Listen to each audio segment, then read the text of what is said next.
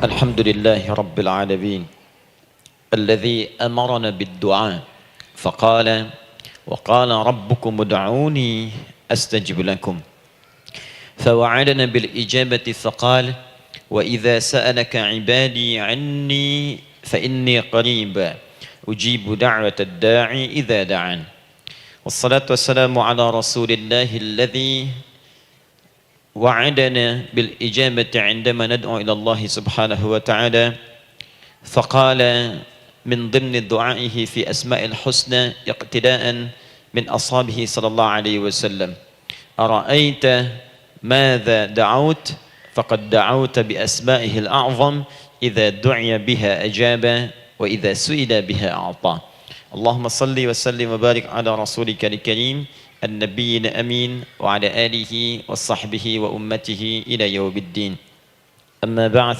فيا عباد الله أوصي نفسي وإياكم بتقوى الله فقد فاز المتقون فلا تموتن إلا وأنتم مسلمون. Saudariku sekalian, para ibu baik yang di dalam ruang masjid ataupun yang di luar masjid, di sekitaran masjid dan studio, saya ingin mengajak pada seluruhnya tanpa kecuali, mari kita senantiasa bersyukur pada Allah Subhanahu wa taala atas nikmat yang telah kita dapati sampai dengan pagi hari ini. Syukur itu selalu menambah ketenangan di dalam jiwa. Syukur itu bisa mengentaskan sebagian persoalan hidup yang kita rasakan. Syukur itu bisa menambah kekuatan dari perasaan lemah yang kita rasakan.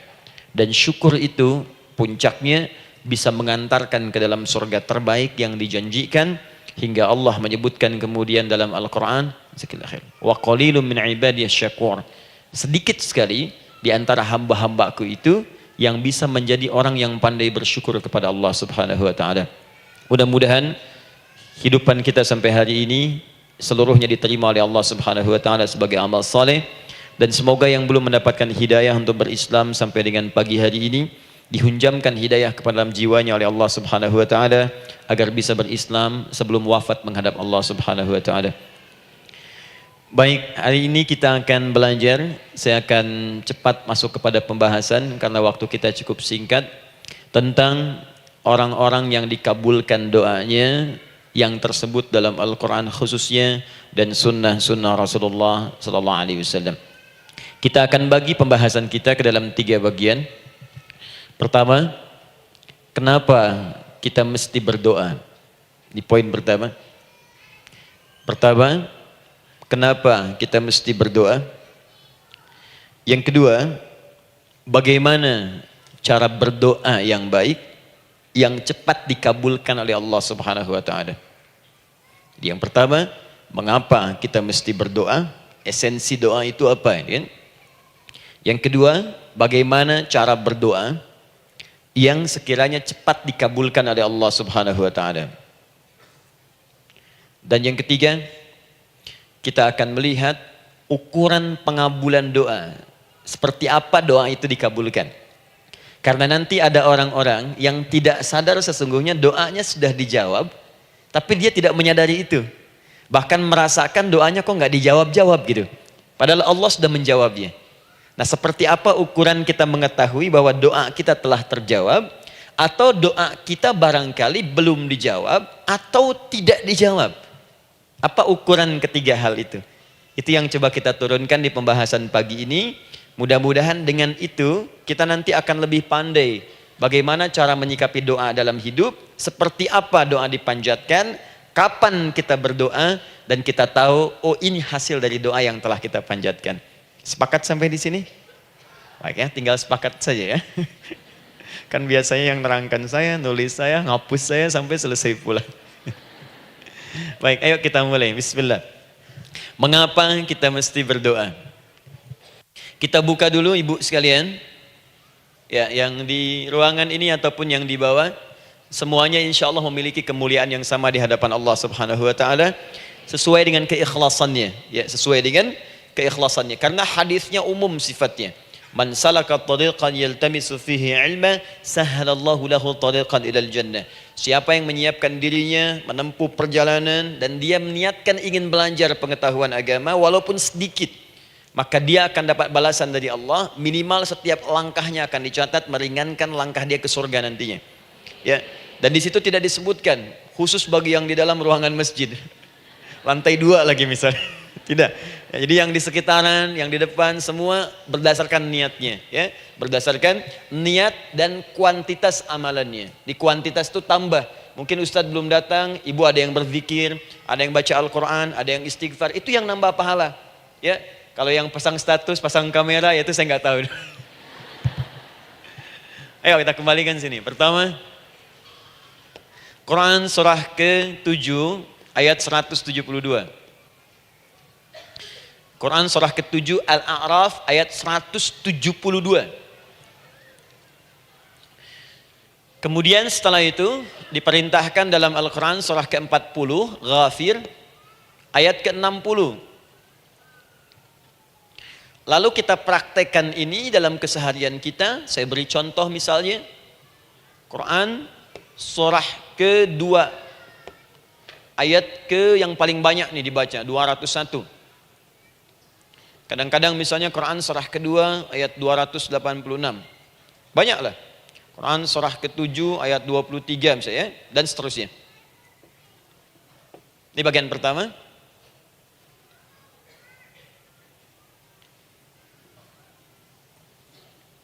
Bagian kedua, nanti kita akan belajar bagaimana cara berdoa yang baik yang dikabulkan. Kita ambil satu Quran ke-2 ayat 186.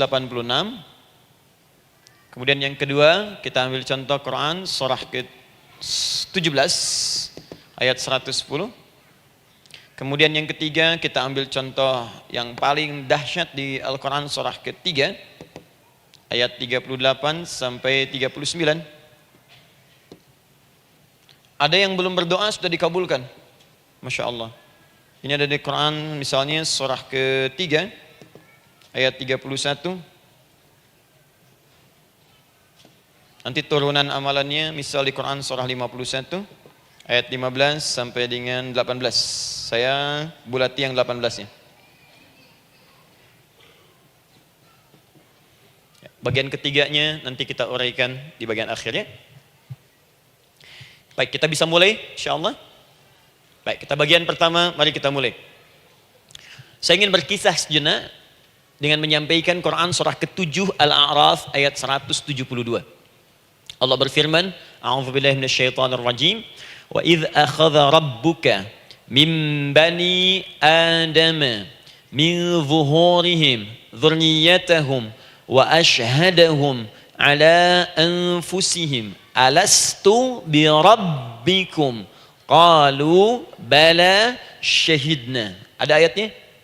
Baik ya, di Quran surah ke-7 Al-A'raf ayat 172. Wa idz akhadha rabbuka min bani Adam. Kata Allah, dan ingatlah, pahamilah, pelajarilah, dalamilah. Teman-teman sekalian, ingat kalimat idz itu, idz dalam Al-Quran, termasuk dalam bahasa Arab, itu bukan sekedar mengingat.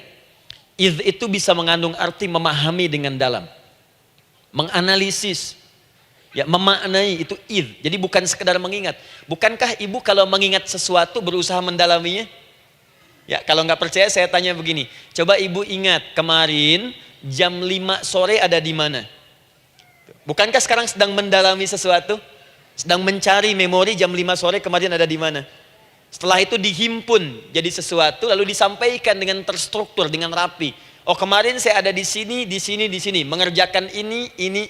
Itu idz dalam bahasa Arab. Kalau di Al-Quran ada kalimat idz, itu berarti bukan sekedar kita diminta mengingat, tapi juga merenung, mendalami, memahami dengan dalam. Paham insyaallah? Baik, sekarang perhatikan. Nanti kalau ibu baca Al-Quran, maksud saya, ibu bisa menerjemahkan sendiri dan memahami dengan baik. Ya, misal kalimat idz pertama dalam Al-Quran misal ditemukan di Quran surah kedua ayat 30. Wa idz qala rabbuka lil malaikati inni ja'ilun fil ardi khalifah. Idz akan ditemukan. Nah, sekarang ayat tentang korelasinya dengan doa, kita buka Quran surah ke-7 tadi ayat 172. Wa idz akhadha rabbuk, dan pahami ya kata Allah, renungkan ya, maknai dengan dalam ketika Allah menyampaikan, membuat komitmen dengan semua anak cucu Adam tanpa kecuali. Semuanya. Ingat kalau ditemukan kalimat Bani Adam. Bani Adam disebutkan 7 kali dalam Al-Quran. Ya. Berapa kali? 7 kali. Kalimat Bani Adam. Bani Adam. Ini menunjuk pada semua keturunan anak cucu Adam sampai selesai kehidupan. Ya, dari Nabi Adam alaihissalam, kemudian pasangannya Sayyidah Hawa alaihissalam, kemudian keduanya mulai berumah tangga, melahirkan keturunan. Diabadikan di Al-Quran surah keempat, ya, surah Ibu, ayat yang pertama.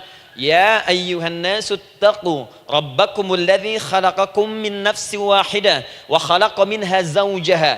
Di situ kemudian ada Adam, zaujaha Hawa, ya. Wa batha minhuma rijalan katsiran wa nisaa. Dari situ turun keturunan laki-laki perempuan, laki-laki perempuan. Nanti menyebar, Bu, ya, menyebar. Ada yang ke Chicago, ada yang di Chicago, ada yang di Singaparna, ada yang di Singapura. Semua nyebar. Ya, di Sunda, dari Jawa sampai ke Sumatera, sampai Indonesia, sampai Nusantara, sampai Asia, Eropa, sedunia. Nanti penyebarannya disebutkan di Quran surah ke-49 ayat ke-13. Ya ayyuhan nasu inna khalaqnakum min dzakarin wa untha. Hai manusia, semua saya ciptakan ada 2 jenis. Kalau bukan laki-laki itu pasti perempuan. Jadi tidak ada yang ketiga. Ingat ya? Kalau bukan laki-laki siapa?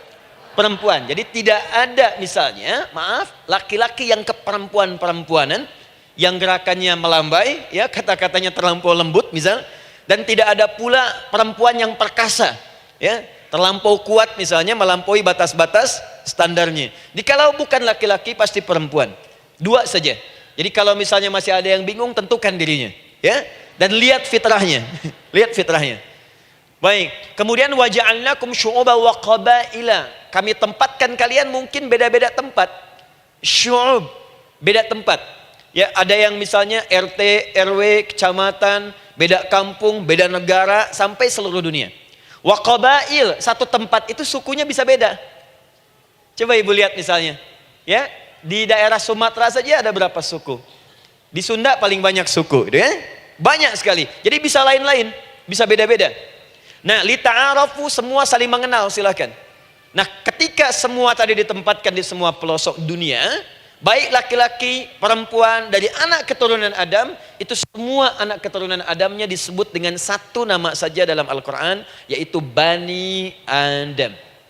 Jadi kalau kita mau cari keturunan kita, sampai ke asal mula kita, dari kita sekarang, itu semua akan tersambung kepada Adam alaihissalam. Puncaknya akan ke sini.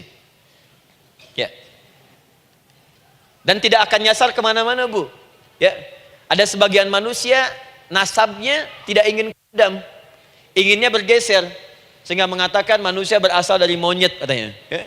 Ada yang berkata begitu. Ibu sampaikan saja kalau bapak dari monyet, silahkan saja, jangan ngajak-ngajak saya, gitu ya. Nah, jadi semua manusia itu pasti akan kembali ke sini, ya, ke Adam alaihissalam. Karena itu saya pernah sampaikan termasuk di sini, di hadapan ibu semua, masih ingat? Mukjizat pertama Rasulullah sallallahu alaihi wasallam saat lahir ke muka bumi. Ingat, Nabi itu sebelum dilantik menjadi Rasul dalam usia 40 tahun, turun surah Al-Alaq, itu diberikan oleh Allah keistimewaan tanda-tanda kenabian. Apa di antara tandanya?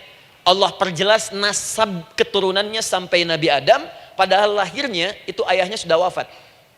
Di lahir beliau, ayahnya wafat, tapi nasabnya diperjelas sampai Nabi Adam. Sehingga jelas, orang tidak bisa menyoal. Ini orang nggak jelas nih, ya.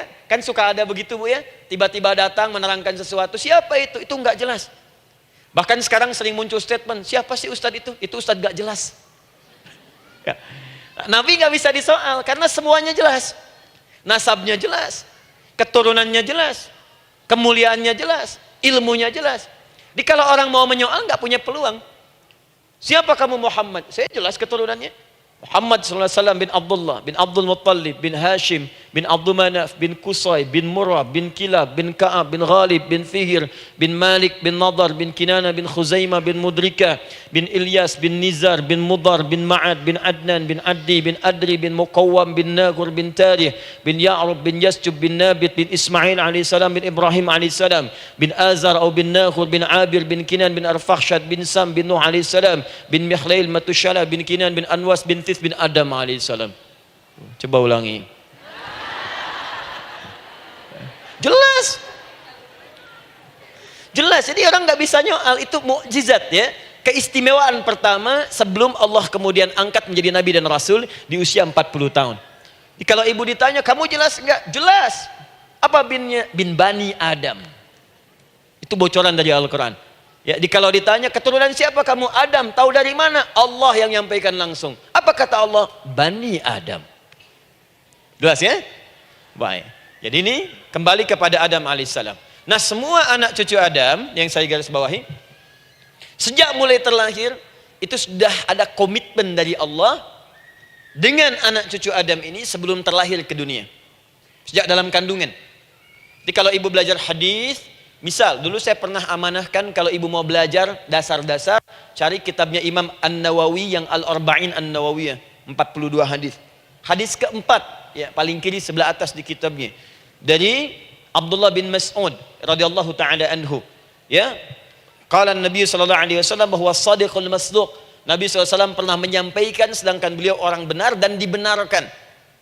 Kapan perjanjian ini dibuat? Dalam usia kandungan 4 bulan. Dalam kandungan. Inna ahadakum yujma'u fi batni ummihi. Setiap kalian yang akan terlahir dari anak cucu Adam. Kecuali Adam, Bu ya. Ingat, kecuali Adam, kecuali Hawa. Karena ini asal mula manusia keduanya.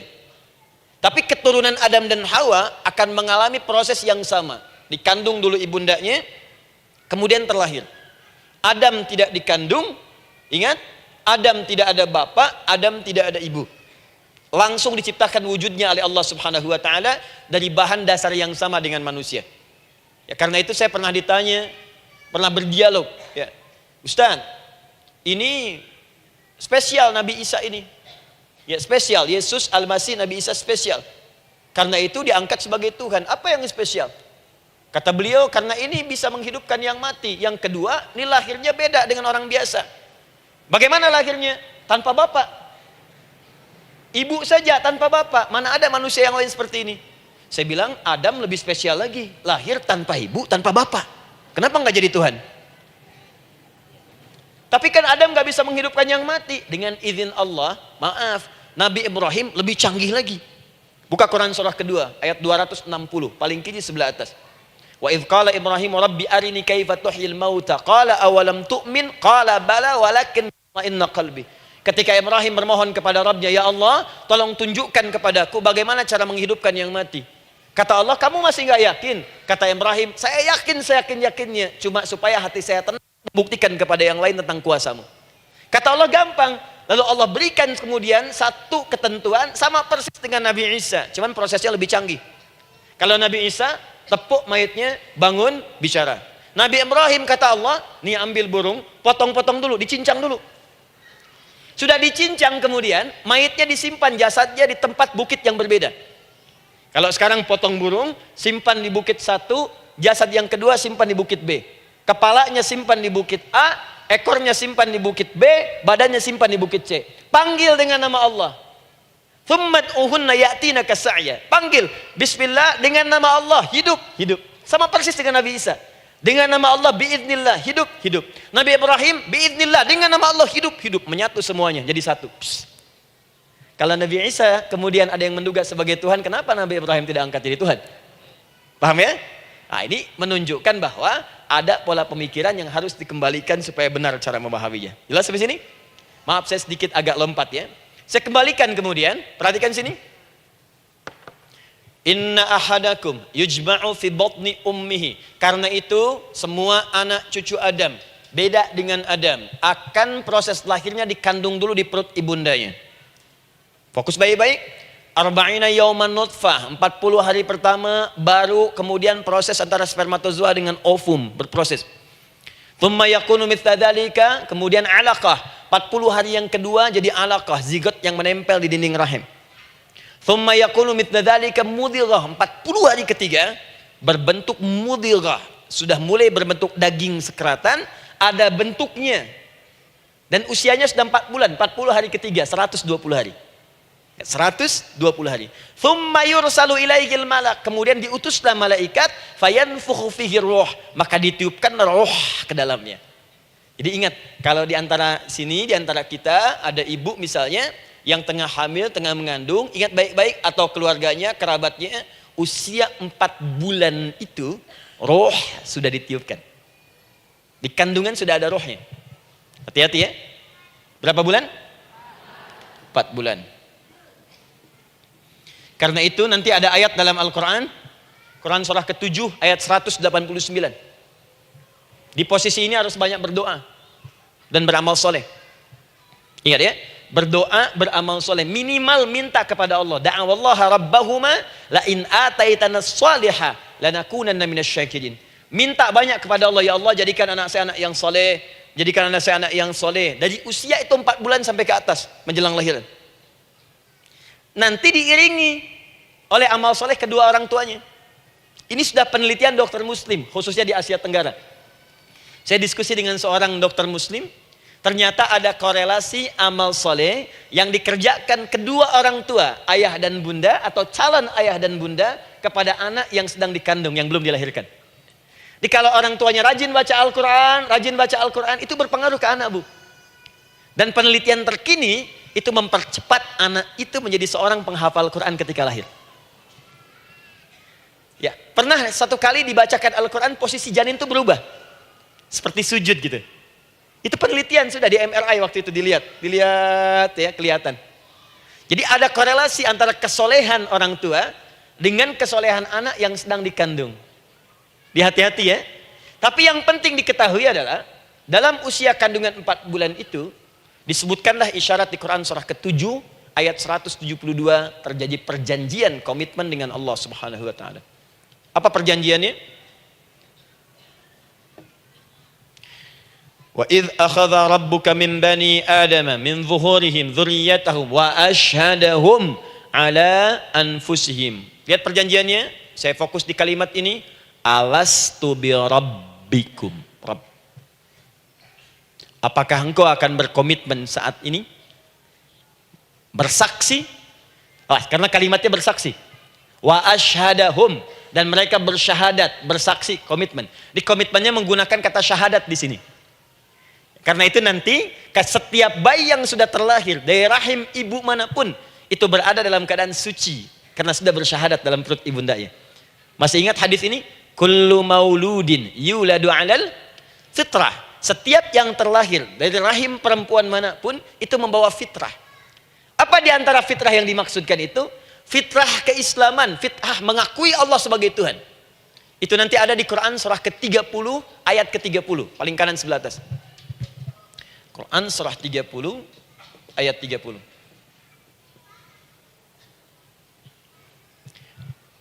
Fa'aqim wajhaka lid-dini hanifa. Hei setiap manusia, fa'aqim wajhaka, hadapkan, pasrahkan, arahkan dirimu sepenuhnya.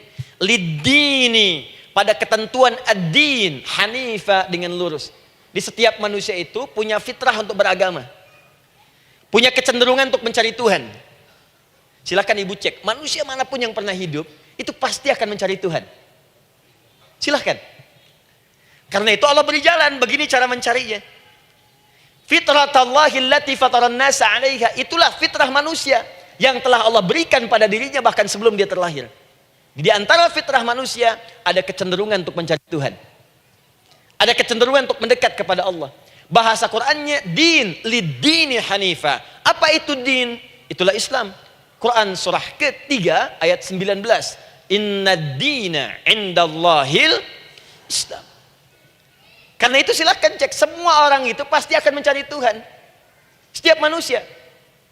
Ada yang melihat kayaknya ada di hewan, kayaknya ada di pohon, kayaknya ada di alam, kayaknya ada di patung, kayaknya ada di... Mencari dia. Terus Allah beri jalan. Kalau kamu ingin mencari yang benar, din yang dimaksud Islam, diberikanlah tuntunan dalam Islam. Jelas sampai sini? Baik, karena itulah kemudian setiap bayi yang terlahir itu disebut oleh Nabi dia suci, dia bersih karena telah membawa risalah Islam dalam dirinya. Hanya sayang nanti fa abawahu yuhawidanihi au yunassaranihi au yumajjisanihi. Lingkungan nanti akan merubah dia keluar dari fitrahnya. Bisa dipengaruhi, tiba-tiba berubah misalnya keyakinan. Bisa karena kejadian tertentu dia jauh dari Allah Subhanahu wa taala. Dia muslim, cuman karena kondisi tertentu, pekerjaan menjauhkan dia dari Allah, lupa sholat. Telenovela menjauhkan dia dari Al-Quran. WhatsApp, Facebook, media sosial melupakan dia dari ibadah. Coba ibu, kalau online setiap hari berapa kali dengan media sosial? Ganti status. Online dengan Allah berapa kali dalam sehari?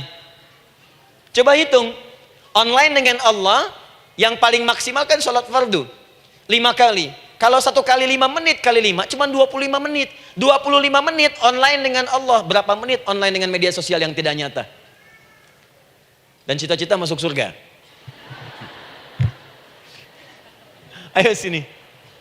Nah, saya belum selesai. Jadi yang pertama, dalam perjanjian 4 bulan ini, pertama ada komitmen bersyahadat menuhankan Allah. Tapi yang kedua, ini yang dahsyat. Perhatikan kalimatnya, fokus. Saat Allah memperkenalkan dirinya, dalam kandungan kita, usia 4 bulan itu, dengan nama apa Allah memperkenalkan dirinya? Coba lihat ayatnya. Alastu bi rabbikum, dengan nama Rabb. Wa id akhadha rabbuka min bani adama dzurriyyatahum, awas, wa ashhadahum ala anfusihim alastu bi rabbikum, dengan nama Rabb. Nah, ibu sekalian, kata Rabb ini itu berasal dari kata ar-rububiyah. Ar-rububiyah yang berarti sifat merawat, memberikan semua kebutuhan. Saya ulang ya, merawat, memberikan semua kebutuhan, sudah, menyayangi, memaafkan, mengasihi, mengampuni. Masya Allah. Merawat, memenuhi sebuah kebutuhan, menyayangi, memaafkan, mengampuni. Jadi semua hal yang terkait dengan perhatian ada pada kalimat Rabb. Sifatnya disebut dengan rububiyah. Zat yang memperhatikannya disebut dengan Rabb, namanya Rabbun. Baik. Pelan-pelan. Nah, seakan-akan Allah ingin berkata begini, hei, engkau buat perjanjian dengan saya sekarang. Engkau bersaksi, saya sebagai Tuhan, siap bersaksi, menuhankan saya. Nanti ketika kamu lahir, apapun yang kamu butuhkan dalam kehidupan, aku akan berikan. Kamu akan saya rawat, kalau sakit, kamu saya sembuhkan. Minta sesuatu yang kamu butuhkan, saya akan berikan. Kamu butuh sesuatu, saya akan hadir. Kamu salah minta maaf, saya maafkan. Kamu dosa minta ampun istighfar, saya ampuni. Kamu ingin sesuatu yang lebih baik, saya berikan. Pokoknya semua yang kamu inginkan selama engkau butuhkan dan itu baik, aku berikan. Kira-kira, maaf Bu ya, maaf sekali. Kalau ada yang nawarkan pada ibu, mau nggak ikut saya? Nanti sebuah kebutuhannya saya berikan. Kalau sakit saya berikan jaminan kesembuhannya. Kalau butuh sesuatu saya berikan. Kalau ingin ini itu selama butuh saya sampaikan. Kira-kira ibu nolak atau ikut? Baik. Ikutnya mikir dulu atau tidak? Tidak. Jangankan yang tinggi-tinggi Bu ya. Suami aja nawarkan. Mah mau nggak ikut papa? Papa nanti kasih handphone S10. Sama gelang nggak Pak? Ikut ya. Dan tanpa pikir. Dalam bahasa Arab, sesuatu yang disetujui tanpa difikirkan lagi, itu disebut bala namanya. Bala, sekali saja. Sekali, ya, tidak 2 kali. tidak ditambah, tidak dikurangi. Ingat, kalau Allah sudah sampaikan kalimat, jangan tambah, jangan kurangi, ya. Bala tidak ditambah nga, tidak disebutkan 2 kali. Bala.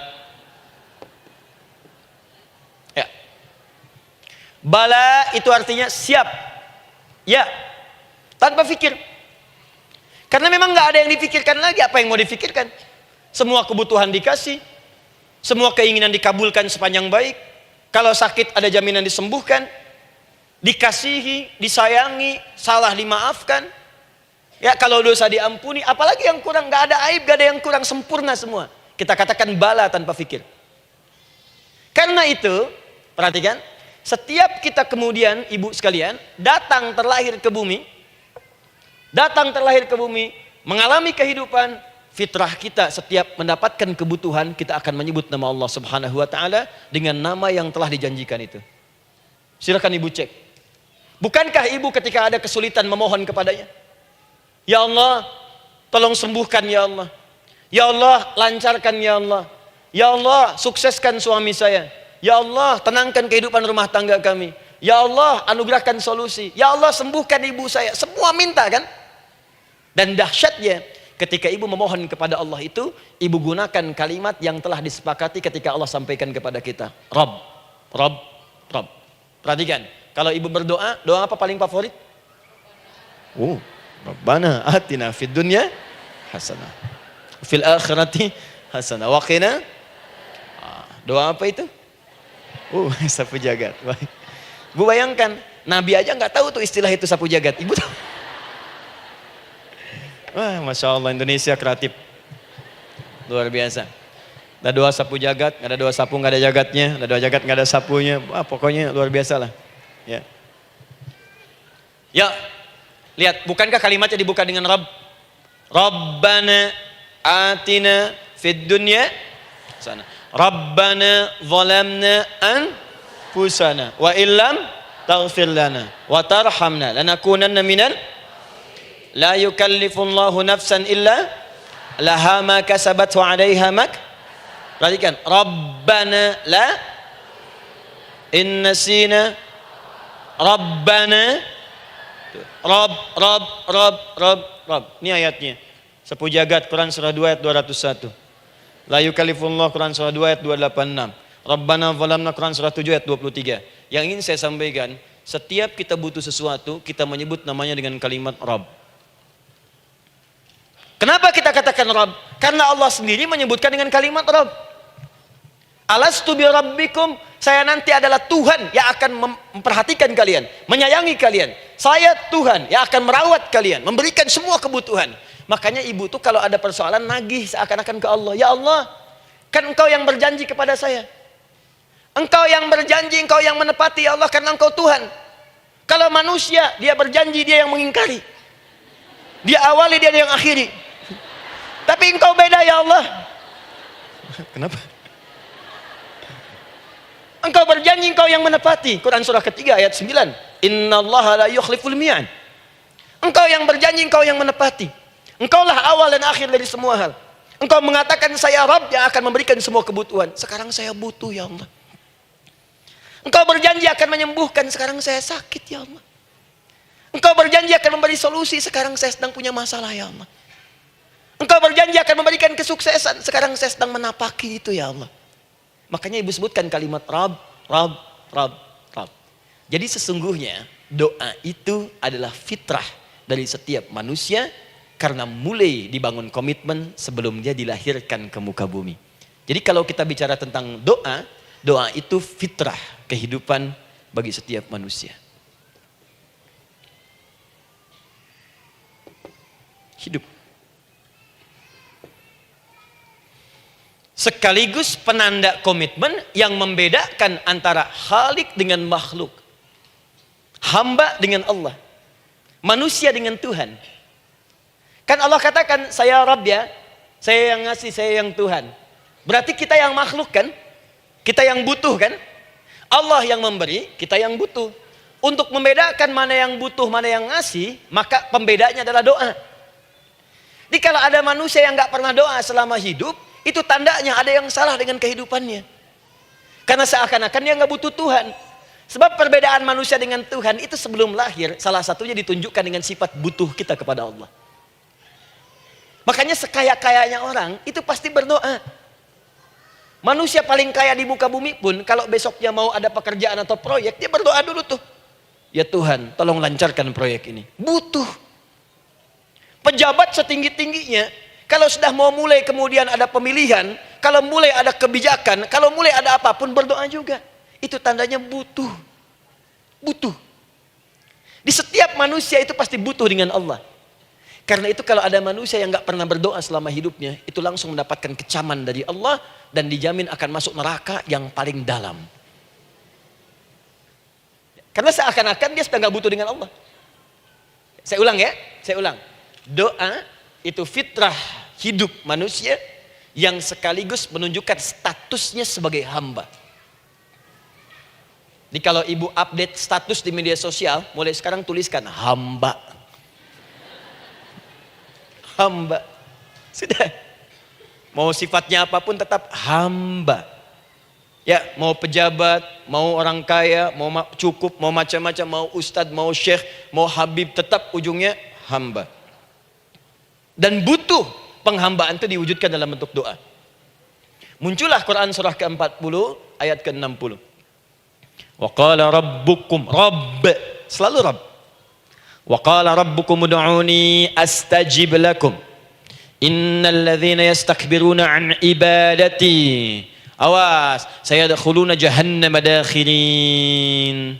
Allahu akbar.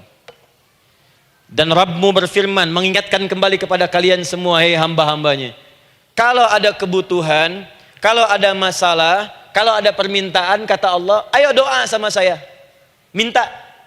Kan kita sudah bikin perjanjian. Makanya Allah katakan kalau punya masalah, Bu, berdoa, bukan mengeluh. Kalau punya persoalan, Bu, berdoa, bukan bikin status. Rasanya aku tidak sanggup. Ditulis di Facebook. Apain? Terus kalimat Allahnya pun jelas. Minta kepadaku, bukan mengeluhkannya. Kamu tidak seperti yang aku kira.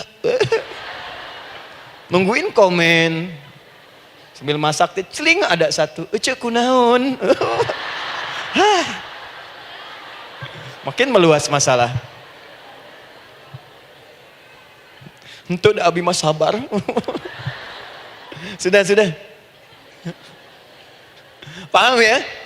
Jadi ini kaidah hidup yang pertama. Sebetulnya sederhana, cuman jarang digunakan gitu. Sederhana, cuman jarang dipakai.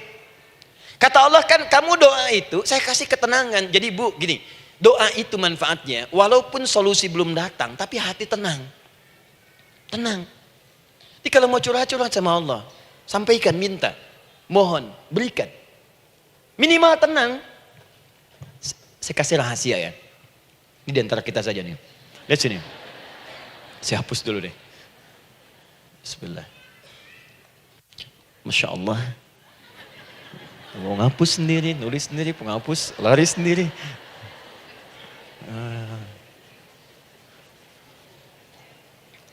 Bismillah. Oh ini ada dua ya. Sini. Baik. Buka Quran surah 7 ayat 205.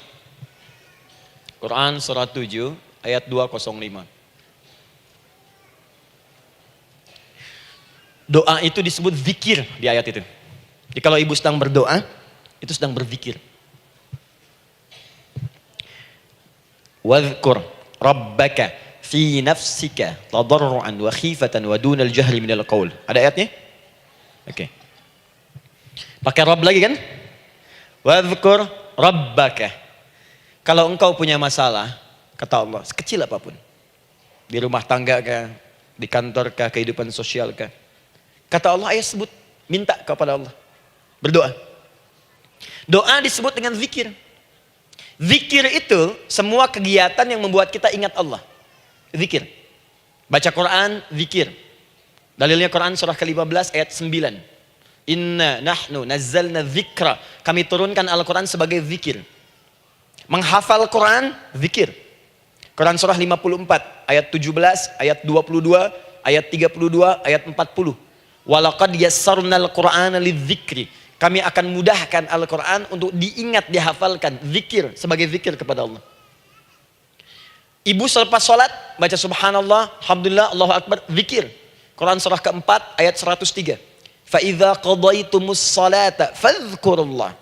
Maka jika anda telah tuntas mengerjakan sholat, segera berzikir kepada Allah. Sholat sendiri, zikir. Quran surah ke-20, ayat ke-14. Innani anallahu la ilaha illa ana fa'budni wa aqimis salata li dzikri. Saya Allah, kata Allah. Tidak ada Tuhan selain saya. Sembah saya. Bagaimana menyembah Allah? Tunaikan sholat sebagai zikir kepada Allah. Zikir. Di zikir, semua amalan yang mendekatkan kita dengan Allah. Doa, itu satu dari bagian zikir.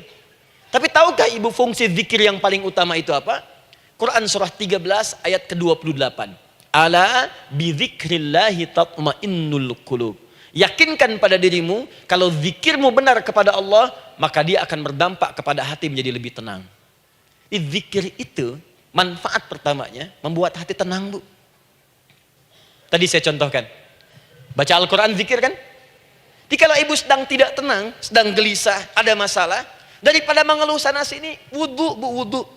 Ambil mushaf, baca. Saat baca itu mungkin solusi belum datang, tapi hati itu lebih tenang. Kaitan dengan bahasan kita, doa, minta. Doa. Jadi kalau orang punya masalah itu, kalau berdoa, walaupun solusinya belum datang, walaupun kemudian jawabannya belum tiba, minimal hati ibu itu tenang. Ini dia. Kan surah 13 ayat 28. Rumus ini pakai. Gunakan dalam hidup. Karena yang tahu kehidupan kita itu Allah yang menciptakan kita. Yang tahu pesawat, yang bikin pesawat. Yang tahu handphone, yang bikin handphone. Yang tahu mikrofon, yang bikin mic-nya. Yang tahu kita, yang menciptakan kita. Ikutilah petunjuk Allah yang menciptakan kita, maka akan langsung terasa manfaatnya. Ibu tidak percaya, silahkan lakukan. Rasakan bedanya, bedakan rasanya, dan pasti akan terasa bedanya. Akan lain. Tuh. Doa. Tapi ingat, yang paling penting kata Allah, doa itu bukan sekedar penting permohonannya, tapi menunjukkan status kita sebagai hamba di hadapan Allah Subhanahu wa taala. Jadi kalau ada orang selama hidup tidak pernah berdoa, artinya dia mengingkari status dia sebagai hamba di hadapan Allah Subhanahu wa taala. Mau menyejajarkan diri dengan Tuhan. Kan yang tidak pernah meminta itu Tuhan. Allah yang memberikan. Kalau manusia beda, pasti minta. Artinya kalau ada manusia nggak pernah minta, seakan-akan bahasa halusnya, kamu ini ngaku jadi Tuhan. Saya tempatkan kau di neraka jahanam yang paling bawah. Jahanam itu, Bu, belum masuk saja sudah terasa. Terasa. Buka ibu Quran surah misalnya ke-40 Ghafir tuh. Ya, ayat 45 sampai dengan 47-nya. Sebelumnya lagi, lihat Quran surah ke-8 ayat ke-50. Itu penghuni neraka, Bu, yang bukan jahanam saja. Penghuni neraka itu kalau mau meninggal itu dipukulin dulu malaikat. Depan belakangnya. Ayo, kamu keluar. Lama amat keluarnya rohnya katanya. Takut karena nggak punya bekal. Kan maaf ya, kaidah mengatakan orang nggak punya bekal itu takut pulang, apalagi orang merasa salah. Anak ibu berbuat kesalahan, mau pulang takut kan? Takut. Jadi kalau ada anak takut pulang, salah dia. Salah. Kemana anak nggak pulang-pulang, pasti ada yang salah karena nggak berani pulang. Jangankan salah, nggak punya bekal saja, malu pulang.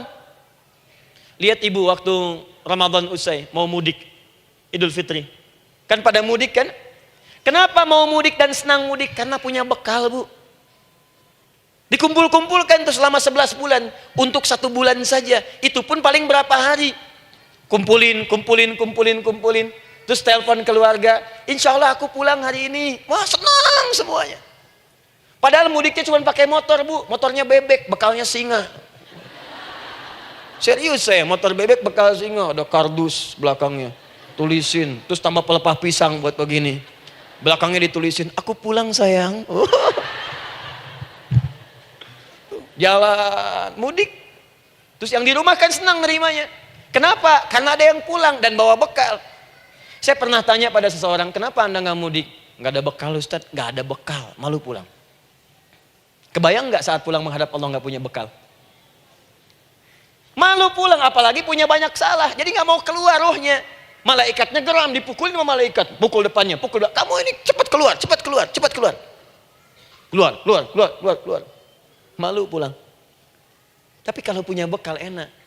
Dan yang nyambut langsung malaikat. Bahkan nanti ada satu amalan saat dikerjakan, itu orang ini sudah masuk surga, tapi semua malaikat di semua pintu surga yang 8 itu datang mengunjungi dia mengucapkan selamat.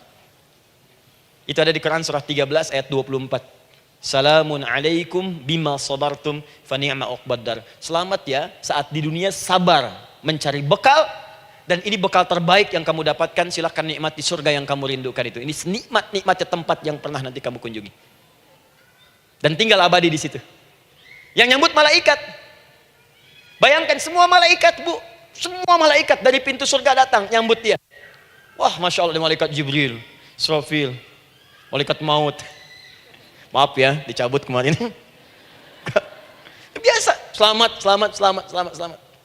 Dunia aja kalau ada yang nyambut senang kan?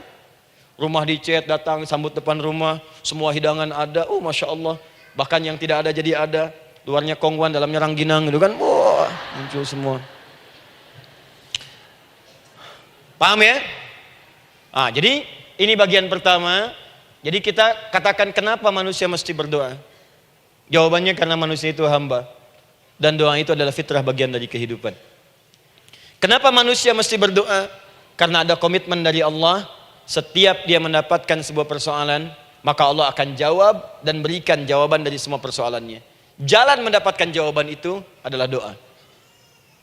Kenapa manusia mesti berdoa? Karena dia butuh dengan Allah. Dan puncaknya, kenapa dia mesti berdoa?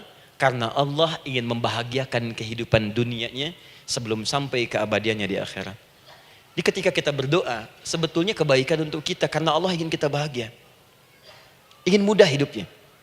Jadi kalau ada orang gak berdoa, sesungguhnya dia sedang menyulitkan diri sendiri dalam kehidupan dunianya sampai ke akhiratnya. Jelas sampai di sini? Masya Allah. Alhamdulillah. Baik, kalau sudah paham, saya hapus ini, kita masuk bagian yang kedua. Hapus lagi. Sab Muslimah edisi ke-15. 15 kali datang sendiri, ngulangin sendiri, nulis sendiri, ngapus sendiri. Masya Allah. Tinggal lihat, catat, masuk surga. Masya Allah. Alhamdulillah. Baik. Baik. Sudah? Alhamdulillah. Saya ingin setiap pembahasan kita dipahami ya. Saya tidak menyukai kalau datang melihat tapi nggak paham gitu. Ya, dengar tapi nggak paham. Saya tidak ingin satupun keluar dari sini kecuali paham. Ya. Ibu paham? Paham Ustaz. Badai pamit ya, silahkan. Apa yang Ibu pahami? Doa. Ya. Dah. Nah, sekarang masuk bagian kedua. Bismillah. Kalau sudah mengerti yang tadi, persoalannya adalah bagaimana cara kita memohon kepada Allah. Itu dia. Bagaimana cara kita meminta? Kata Allah, kamu kalau punya masalah minta. Ya Allah, caranya bagaimana? Karena sesuatu yang dikerjakan tanpa ilmu dan tidak tahu caranya, itu bisa keliru. Hidup itu menyembah Allah tidak cukup dengan iman, Bu. Mesti pakai ilmu. Iman saja sekalipun kuat tanpa ilmu, itu bisa salah. Kuat ingin mendekat kepada Allah. Ya Allah, aku ingin ibadah, kuat. Saya punya kawan dulu di pesantren. Tahun kedua, dia sudah berubah. Ya, tadinya orang tuanya melihat anaknya Masya Allah, tiba-tiba ada perubahan, senang ibadah, Bu. Malam-malam dia bangun, ini kisah nyata, saya alami sendiri. Masya Allah, saya senang sekali. Kita saling doakan, dia bangun malam tahajud. Bangun jam 2, Anda bayangkan. Yang sebelumnya menjelang subuh atau apa. Ini malam Jumat lagi, malam libur. Malam libur biasanya santri itu kebanyakan ada yang keluar, ada yang main, ada yang macam-macam. Ini dia malam tahajud. Jam 2 bangun. Saya bahagia sekali. Udah bangun, sholat, selesai. Cuman pas waktu mau subuh, kok saya lihat tidur. Saya bangunkan kan. Fulan, bangun. Oh iya, katanya. Iya, oh mungkin nanti mau nyusul. Saya pikir istirahat dulu. Saya ke masjid lah. Udah ke masjid dah selesai. Kita diskusi di masjid selesai. Semua pulang saya jam 7. Saya lihat masih tidur juga. Barangkali dia sudah tadi sholat mungkin di kamar, nggak sempat ke masjid karena capek. Tapi saya lihat kok posisinya nggak berubah. Di situ juga. Akhirnya setengah jam saya tunggu, saya bangunkan. Bangun. Bangun. Kenapa Adi katanya? Saya kira antum belum sholat subuh ya? Adi gimana sih? Kan udah saya jama dengan tahajud tadi. Udah saya jama dengan tahajud. Jadi memang kekuatan imannya lagi tinggi, cuman ilmunya kosong. Ini yang bahaya. Besok-besok kalau orang kayak gini sholat subuh bisa 4 rakaat. Ya. Karena itu berdoa penting, cuma kita mesti tahu caranya. Yuk kita mulai bagian pertama. Quran surah kedua ayat 186, paling kiri sebelah bawah. Sudah? Wa idza sa'alaka 'ibadi 'anni fa inni qarib. Fokus. Kata Allah, kalau hamba-hambaku Muhammad SAW bertanya kepadamu, minta petunjuk untuk mencari-cari aku. Tuh Bu, coba lihat. Ayat doa dibuka lagi dengan kalimat hamba. Untuk menegaskan status kita. Jadi kalau ditanya, kita siapa di hadapan Allah? Makanya nggak usah sombong. Jangan sombong, karena kita cuma hamba. Karena itu ketika Korun sombong, Korun tuh manusia terkaya yang pernah hidup di bumi. Hartanya Bu, ini saya kasih bocoran sedikit, kunci berangkasnya saja, kemana-mana itu suka dibawa, dipikul paling sedikitnya 8 bodyguard, cuman bawa kunci berangkas saja begini. Di Korun pengen ngasih tahu, kalau ada yang pengen nyuri di tempat saya silahkan aja, ini aja bodyguard saya ngangkat kuncinya susah. Korun. Jadi kalau Anda tidak sekaya Korun, jangan ikutan sombong, telat. Telat, gak ada kerjaan, sudah ada yang lebih kaya. Ya. Dan apa yang terjadi? Fakhosabna kata Allah, kami telan. Likuifasi. Telan oleh bumi semua. Dengan kekayaannya semua habis. Jadi ketika ada seseorang yang lupa dengan statusnya sebagai hamba, maka Allah akan memberikan pelajaran kepadanya untuk taubat. Kalau nggak mau taubat juga, telan habis untuk menunjukkan kamu tuh bukan Tuhan, saya Tuhannya. Maka jangan ikutan sombong. Kalau ada yang perlu punya Ferrari, Lamborghini, Lamborghini, ya, wow, bikin rame di jalan, cuman nggak update status, kasih tahu, maaf Mas, telat. Itu gambaran hidup. Dan ingat, setiap dibuka dengan kalimat permohonan, itu kalimatnya hamba. Hambaku, hambaku, hambaku. Termasuk mau minta tobat, hamba. Quran surah 39 ayat 53. Qul ya ibadiyalladzina asrafu ala anfusihim la taqnatu min rahmatillah. Katakan Muhammad pada hambaku yang merasa banyak dosa, pengen berdoa minta tobat. Kata Allah, hamba. Saya terima tobatnya, hamba. Ini ya. Ini pun adab yang pertama dari Al-Quran. Adab yang pertama, kalau kita ingin berdoa dan doa itu cepat ingin dikabulkan, maka berdoalah dengan cara menghamba di hadapan Allah Subhanahu wa taala. Jangan merasa tinggi.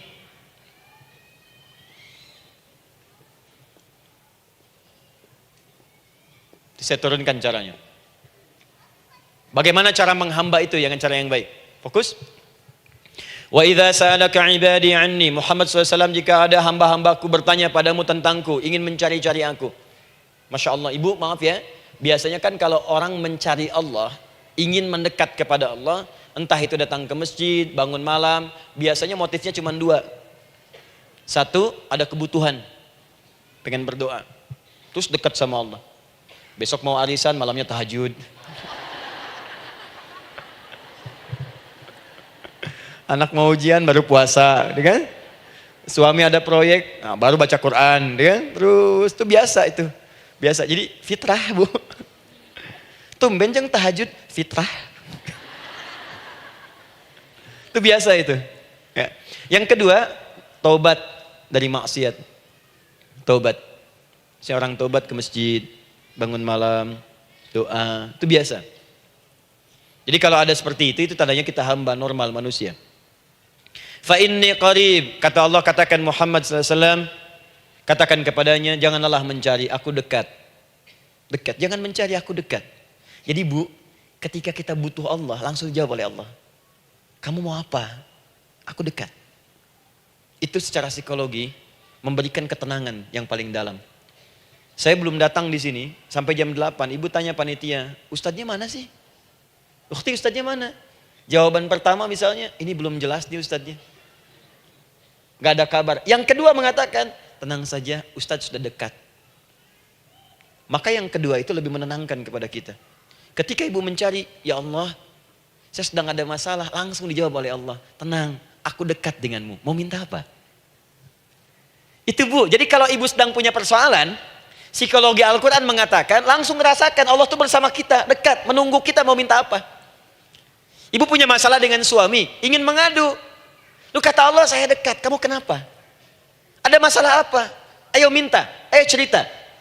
Mohon. Ibu punya masalah dengan anak.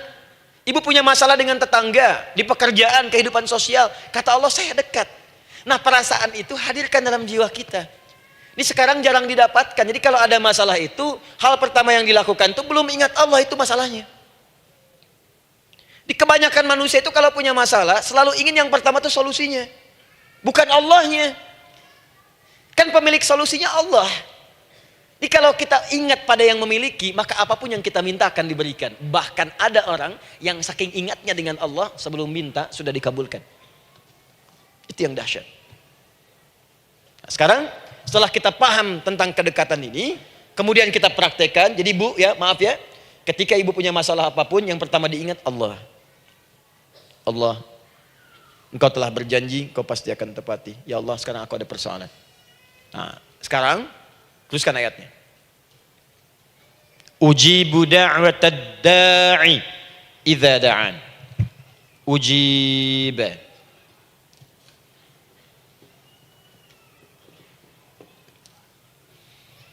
Ujibu da'watad da'i idza da'an. Aku pasti akan menjawab, mengabulkan setiap doa hambaku jika dia bermohon kepadaku. Saya ingin ajarkan sedikit di gramatikal bahasa Arab.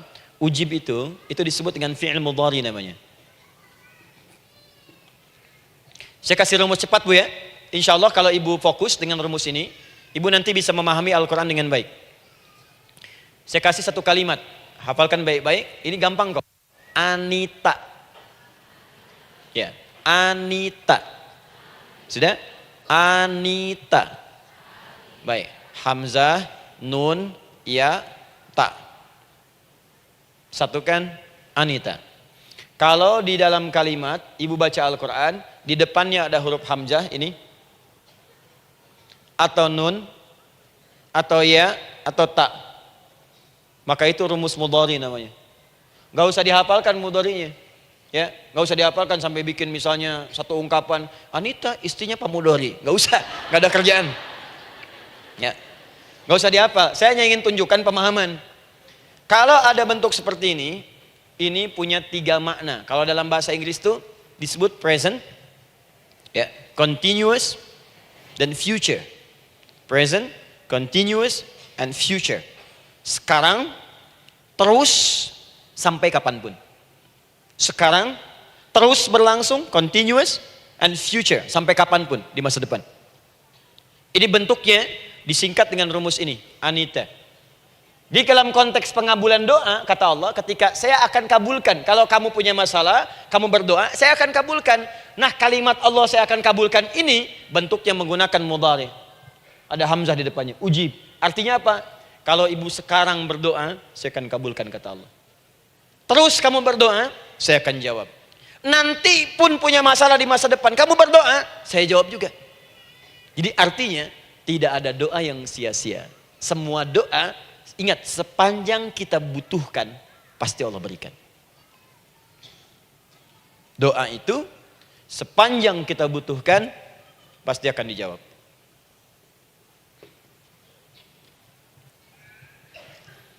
Nanti kapan dijawabnya, seperti apa jawabannya, nanti bagian ketiga.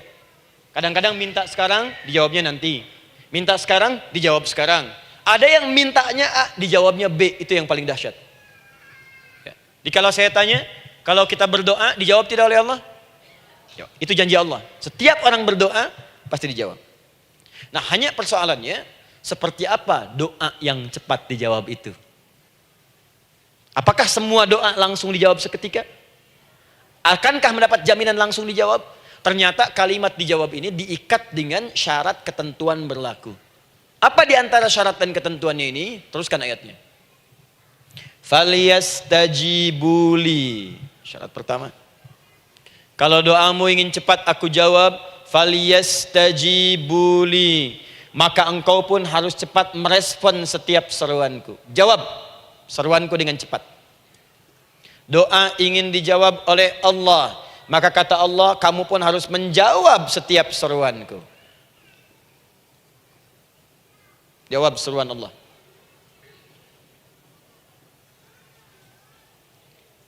Ayo respon, adil.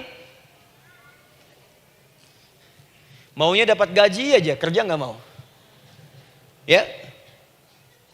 Apa ibu pikir duduk manis, santai di ruangan tengah, tiap bulan suami datang berikan uang belanja? Belum tentu. Kalau sikap tidak bagus, ya interaksi tidak mulia, maka belum tentu itu didapatkan. Maka syarat pertama kata Allah, kalau doamu ingin cepat aku jawab, maka setiap aku seru, cepatlah engkau kemudian kerjakan dan jawab itu. Jadi ternyata seruan Allah itu terkait berkelindan dengan pengabulan doa. Jadi ketika ibu diseru oleh Allah, diminta diperintahkan sesuatu oleh Allah, sebetulnya itu kunci untuk mendapatkan jawaban doa kita, Bu. Dipanggil kita, ayo cepat datang ke sini, mau minta apa? Minta, saya kasih. Apa di antara kunci doa itu, Ustaz? Yuk kita lihat. Adalah jawaban dari seruan Allah. Apa di antara seruan Allah itu? Saya beri contoh satu misalnya. Allah perintahkan kita untuk sholat. Bahkan diseru, diingatkan 5 kali dalam sehari. Sholat. Bukankah kita diseru, Bu? Dipanggil 5 kali sehari untuk sholat? Allahu Akbar, Allahu Akbar. Ya? Diingatkan kan? Ayo ingat Allah, ingat Allah, ingat Allah, ingat Allah. Allah Maha Agung, Maha Besar semuanya. Dan seterusnya. Perhatikan baik-baik. Apa tujuan Allah menyuruh kita dalam sholat? Ternyata bukan ingin memberikan beban ruku dan sujud. Bukan sujudnya yang penting. Karena semua makhluk tidak sujud pun tidak akan menurunkan status Allah sebagai Tuhan. Allah tetap Allah, gak ada ruginya. Yang rugi kita. Ternyata ketika disuruh sujud, disuruh ruku itu, ternyata yang ditunggu itu bukan ruku sujudnya. Allah nunggu, punya masalah apa? Mau minta apa? Karena itu dalam ilmu fikih, ibu buka semua kitab fikih. Salat itu secara bahasa disebut dengan doa. Nama lain dari doa adalah salat. As-salatu hiya doa. Salat adalah doa. Karena itu semua bacaan dalam salat doa semua. Coba lihat. Baru takbir Allahu Akbar, doa iftitah. Al-Fatihah doa, Bu, jangan dikira Al-Fatihah enggak ada doanya. Nih, nanti saya berikan cepat ya. Ini highlight dulu. Dalam sholat itu ada 4 keadaan. Ingat ini baik-baik. Nanti ibu manfaatkan minimal zuhur, lakukan. Ada berapa keadaan? 4. Ada 4 posisi, 4 keadaan dalam sholat. Yang kalau ibu berdoa benar, meminta di situ dengan benar, itu seketika akan dikabulkan. Seketika. 1 saat berdiri. 2 saat ruku'. 3 saat sujud. 4 sesaat sebelum salam. Berdiri, ruku', sujud, sesaat sebelum salam. Baik, sebelum saya bahas lebih jauh, saya ingin sampaikan dulu. Jadi ternyata ketika kita diminta oleh Allah menunaikan sholat, itulah cara kita memohon, Bu. Itulah waktu kita meminta. Dan dahsyatnya dalam sehari itu 5 kali ditungguin, Bu. Mana ada manusia di muka bumi ini buka pintu rumahnya 5 kali sehari cuma untuk memberikan apa yang dibutuhkan. Sesoleh-solehnya Ustadz, gak ada yang mengatakan, ayo 5 kali sehari datang aja ke rumah saya. Kalau butuh apa-apa ambil. Butuh kulkas, ambil kulkasnya.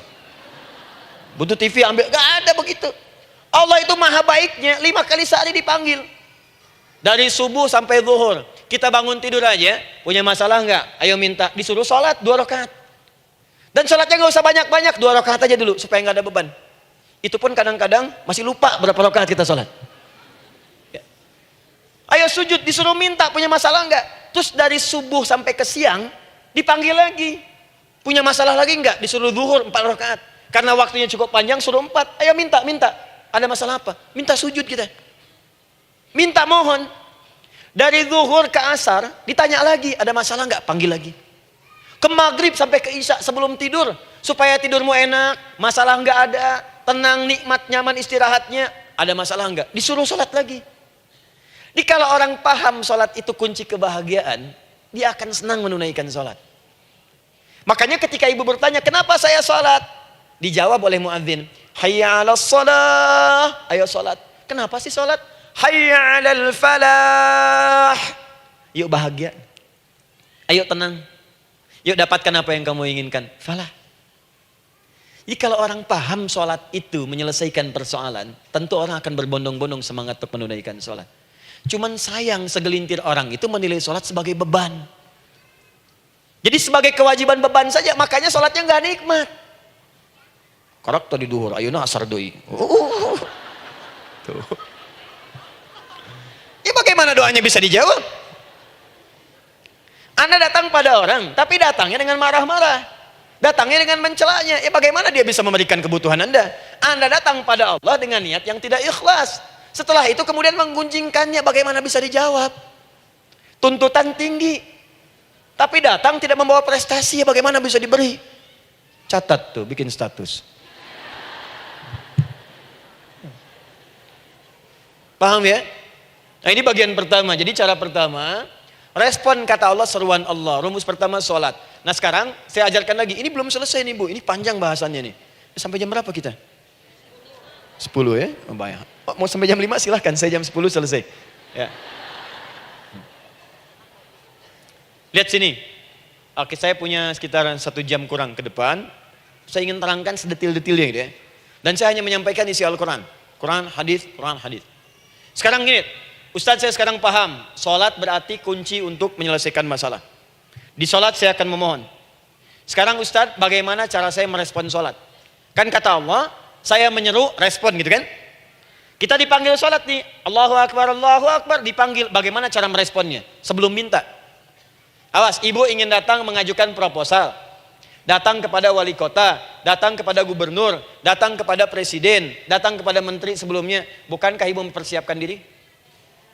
Penampilan ditata, proposal dibagus-bagusin gitu kan? Yang paling hebat itu kadang-kadang malam-malam latihan depan cermin.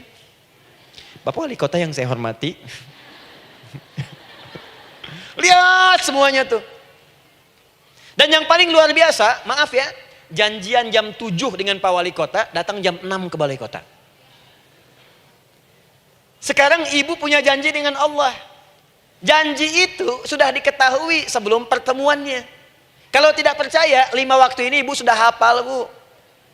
Ya, bahkan disuruh ngapalin oleh Allah. Buka Quran surah ke-4. Surah ibu, surah mama, An-Nisa. Ayat 103, Quran surah 4 ayat 103. فَإِذَا قَضَيْتُمُ الصَّلَاةَ فَاذْكُرُوا اللَّهَ قِيَامًا وَقُعُودًا وَعَلَى جُنُوبِكُمْ فَإِذَا اطْمَأْنَنْتُمْ فَأَقِيمُوا الصَّلَاةَ. Lihat ujung ayatnya, lihat ujung ayatnya. إِنَّ الصَّلَاةَ كَانَتْ عَلَى الْمُؤْمِنِينَ كِتَابًا مَوْقُوتًا. Sungguh semua waktu salat itu telah ditetapkan waktunya bagi orang beriman. Itu terjemahan biasa. Kalau terjemahkan pakai ilmu balaghah, sungguh orang beriman itu hafal waktu-waktu salat. Tahu waktunya. Apalagi kalau di waktu itu ibu punya kepentingan pasti hafal. Kalau ibu benar memprioritaskan sholat dan menilai sholat sebagai solusi hidup, menilai sholat sebagai kebutuhan, ibu pasti akan hafalkan itu Bu. Nih ya, ibu dapat bagian arisan nih, bulan ini misalnya. Dan memang bagian jatah ibu, demi Allah saya katakan, sebulan sebelumnya ibu sudah hafal tanggalnya kapan. Bahkan di kalender tuh diwarnain. Papa, bagian mama nanti bulan ini. Tuh. Dicatat semua, di tempat siapa, jam berapa, datang dengan penuh keceriaan dan kebanggaan. Luar biasa. Hanya untuk urusan dunia yang itu habis gitu. Jika dia tidak meninggalkan ibu, ibu yang meninggalkan dia duluan. Sekarang 5 kali sehari semua diberikan, bahkan lebih daripada dunia dan seisinya. Harusnya sih wajarnya dihafalkan waktunya dan ibu hafal. Ayo, subuh jam berapa sekarang? Lihat sini, bukan ke atas. Ditutup tuh. Tuh, sana tuh. Subuh jam berapa? Ayo ngelihat ke sana, 4:43. Duhur jam berapa? Tuh. asar, maghrib, isya. Itu kan kunci ibadah. Dan kunci ijabah, kunci ibadah, kunci ijabah. Di situ ada pengabulannya. Ini gimana mau minta, waktu permintaannya aja nggak hafal. Gimana mau bermohon, datangnya aja telat. Karena itu, bagaimana cara merespon seruan Allah? Diaturlah di Quran surah kedua ayat 152. Paling kanan sebelah bawah. Quran surah kedua ayat 152. Ibu masih ingat? Bukankah sholat disebut sebagai zikir? Masih ingat? Ya, di surah ke-20 ayat 14. Wa aqimis sholata lidzikri, tunaikan sholat sebagai zikir kepadaku. Sekarang lihat ya. Lihat ketentuan Allahnya. Kalau ibu dipanggil untuk sholat, dipanggil untuk zikir, cepat respon. Ibu cepat respon, Allah pun akan cepat merespon permintaan ibu. Lihat kalimatnya. Fadhkuruni adzkurkum. Fadhkuruni adzkurkum. Kalian mengingat saya, maka saya pun akan ingat dengan kalian. Kalian zikir kepada saya, ingat saya, kata Allah, maka saya pun akan ingat kalian. Di antara makna zikir, salat. Jadi kalau ibu salat mengingat Allah dengan cepat, maka Allah pun akan cepat mengingat kita. Contoh.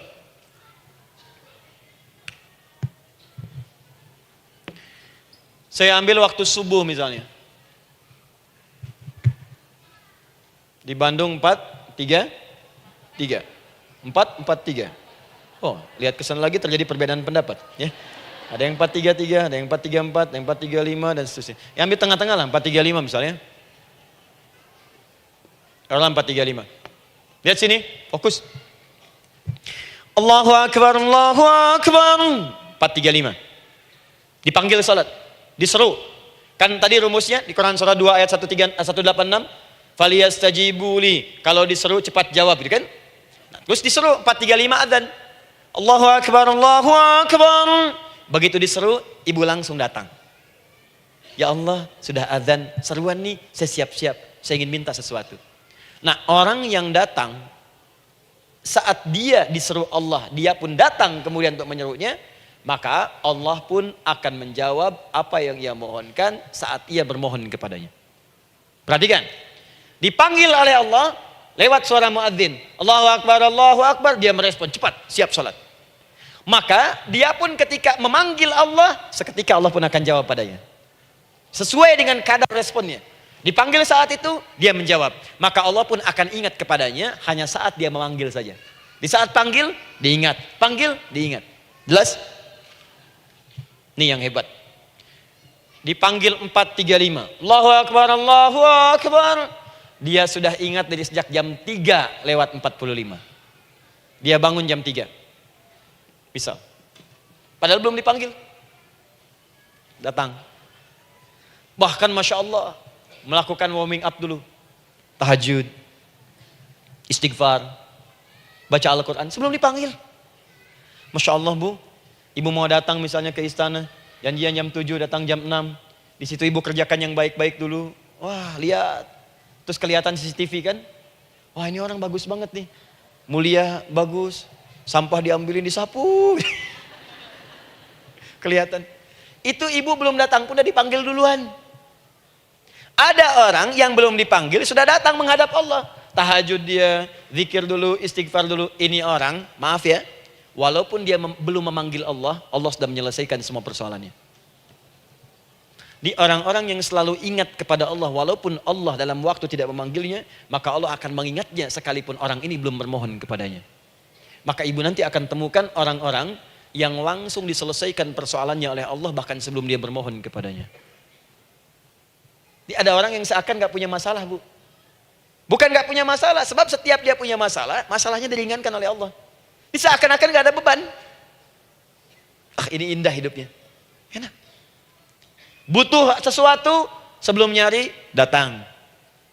Ada persoalan, senyum dikit, selesai.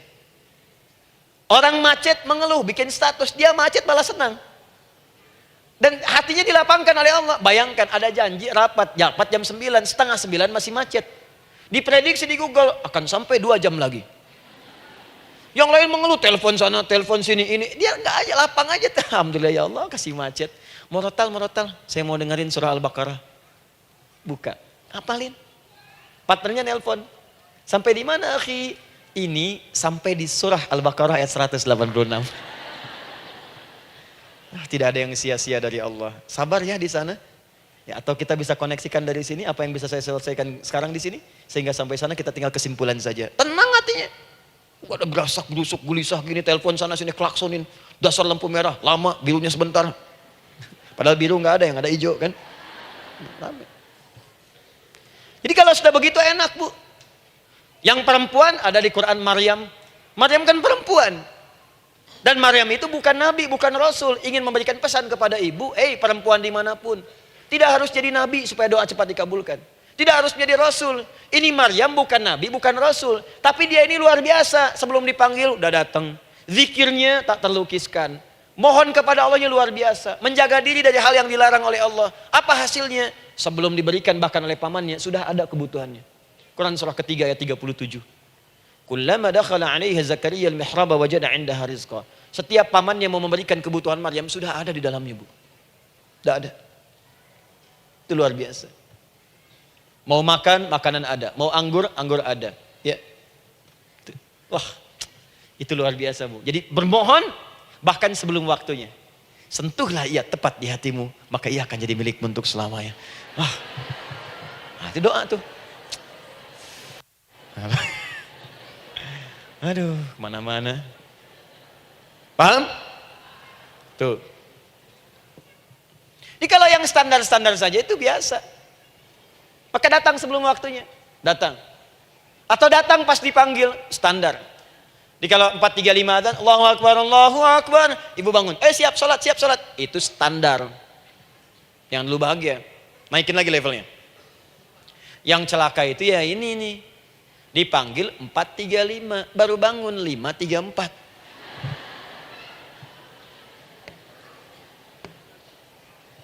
Sholat subuh belum, nuntutnya udah banyak. Ya Allah, kurang apa lagi aku bermohon kepadamu. Sudah aku meminta sekarang, sholat subuh aja belum.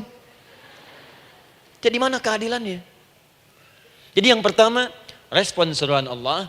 Disitulah Allah pun akan cepat merespon apa yang kita kemudian butuhkan. Jadi yang pertama lewat sholat ya Bu ya. Ingat sholat. Dan sholat itu tadi dari 4 posisi saya ajarkan yang pertama saja satu. Supaya nggak terlampau panjang ya. Berdiri Bu. Saya ajarkan satu. Setiap ibu dalam keadaan berdiri dan membaca Al-Fatihah. Pada kalimat iyyaka na'budu wa iyyaka nasta'in. Ingat pada kalimat iyyaka na'budu wa iyyaka nasta'in. Maka sertakanlah di hati kita apa persoalan yang dirasakan untuk bermohon kepada Allah. Saya ajarkan cepat. Kalau ibu mau belajar lebih detail, ikuti kajian kami di fikih sholat. Sifat sholat Nabi SAW. Nanti saya terangkan semua dalilnya. Insya Allah sepanjang yang saya ketahui. Baik, dasarnya ini, dasarnya Quran surah ketiga ayat 38 sampai 39. Dan dikuatkan nanti di hadis qudsi. Ibu kenal Nabi Zakaria? Ya kenal ya. Ya selamat lah Bu. Alhamdulillah. Episode ke-15 kenal Nabi Zakaria, luar biasa. Alhamdulillah. Nabi Zakaria punya persoalan, sudah berumah tangga, belum ada keturunan, fisiknya sudah letih, rambutnya sudah memutih, dan mohon maaf istrinya divonis menopause dan mandul. Secara medis klinis. Apa yang beliau kerjakan? Sholat. Dalam sholatnya bermohon kepada Allah. Perhatikan permohonannya. Qala rabbi habli min ladunka dzurriyyatan thayyibah. Ya hunalika da'a Zakaria rabbah. Qala rabbi habli min ladunka dzurriyyatan thayyibah. Innaka sami'ud du'a. Ya Allah, aku bermohon kepadamu, anugerahkan aku keturunan. Semua mengatakan aku gak mungkin punya keturunan. Hanya engkau yang tidak punya batas dalam pemberian.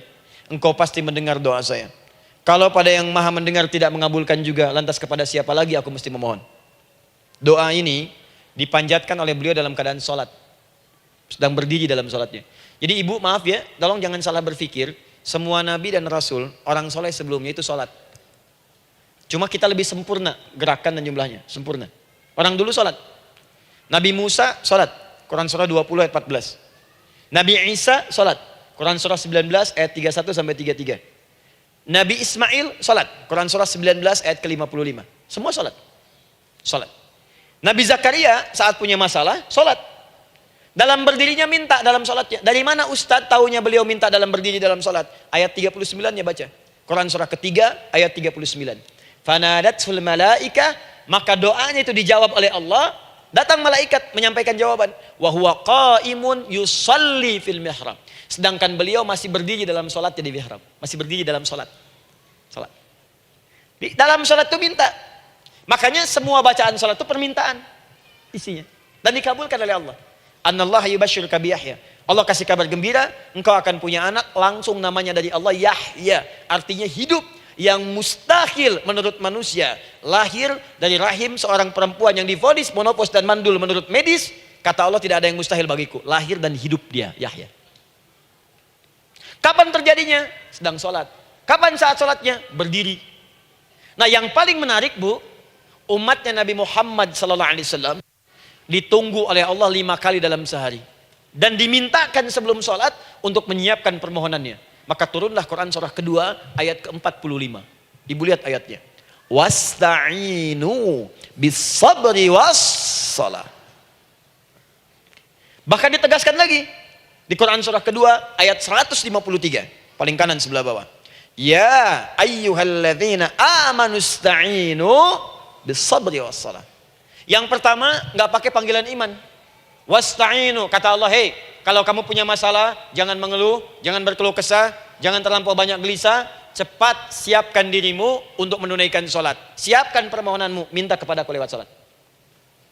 Kalau belum yakin, disebutkan imannya. Ya ayyuhalladzina amanu, hei orang-orang yang masih merasa punya iman, katanya punya iman. Jadi kalau ibu nggak mau minta lewat sholat, dipertanyakan imannya. Kamu punya iman gak? Kata Allah. Yakin gak dengan saya? Kalau punya masalah jangan mengeluh. Datang pada saya minta. Lewat sholat, saya panggil sholat minta. Kalau masih merasa punya iman. Tuh, iman kita tuh dipertaruhkan di situ.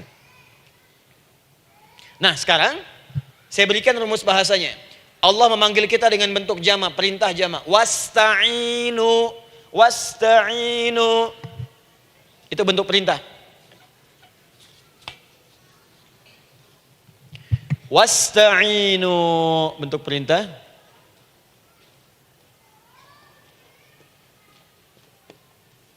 Wasta'inu. Dan jika kalian, perhatikan cara menerjemahkannya, dan jika kalian punya persoalan dalam hidup, punya kebutuhan, maka bergegaslah siapkan dirimu untuk minta kepadaku solusi. Wasta'inu, dan mintalah oleh kalian pertolongan, solusi. Bisabri wassalah. Pertama, sabar dulu. Sebelum sholat, sabar dulu dengan itu. Tahan dulu. Terima dulu. Jangan mengeluh, terima dulu. Nanti dalam sholat minta solusi. Itu maksudnya. Punya masalah sekarang jam 9 lewat. Sabar, tahan dulu. Koreksi diri, istighfar. Nanti zuhur minta. Atau duha sekarang sholat. Datang ke masjid, sholat duha minta. Tahiyatul masjid minta sekarang. Sabar. Ini sabar, terima dulu. Jangan mengeluh, sabar. Ingat, terima, sabar. Karena Allah mustahil memberikan ujian masalah kalau kita tidak sanggup menerimanya. La yukallifullahu nafsan illa. Saya sering katakan, Bu, ya, maaf kalau kalimat ini mungkin kurang berkenan, tapi kalimat ini nyata. Kalau ibu sekarang punya masalah seberat apapun, itu artinya hanya ibu yang sanggup untuk menerimanya. Saya tidak. Betul, karena itu persoalan itu dititipkan kepada ibu, bukan kepada seorang bernama Adi Hidayat. Ibu yang dipercaya. Ya, ibu dipercaya oleh Allah. Kenapa ibu tidak yakin dengan itu? Karena cuma ibu yang bisa mengatasi. Ibu yang mampu, saya tidak. Karena itu dititipkan pada ibu. Kaidahnya, la yukallifullahu nafsan illa wus'aha. Allah nggak akan berikan beban, ujian, masalah kalau dia nggak mampu. Artinya kalau saya nggak mampu, saya nggak dikasih. Ibu mampu, ibu diberi. Jangan mengeluh. Kenapa mesti saya, ya Allah? Kamu mampu. Ya Allah, why me? Why not? Kamu yang bisa. Nah sekarang, wassalah, setelah terima itu, tapi juga jangan terlampau kepedean. Memang cuma saya yang mampu ya, bikin status. Kemudian sholat, kita akan katakan, ya Allah, Engkau perintahkan saya untuk minta tolong. Sekarang saya akan minta kepadamu.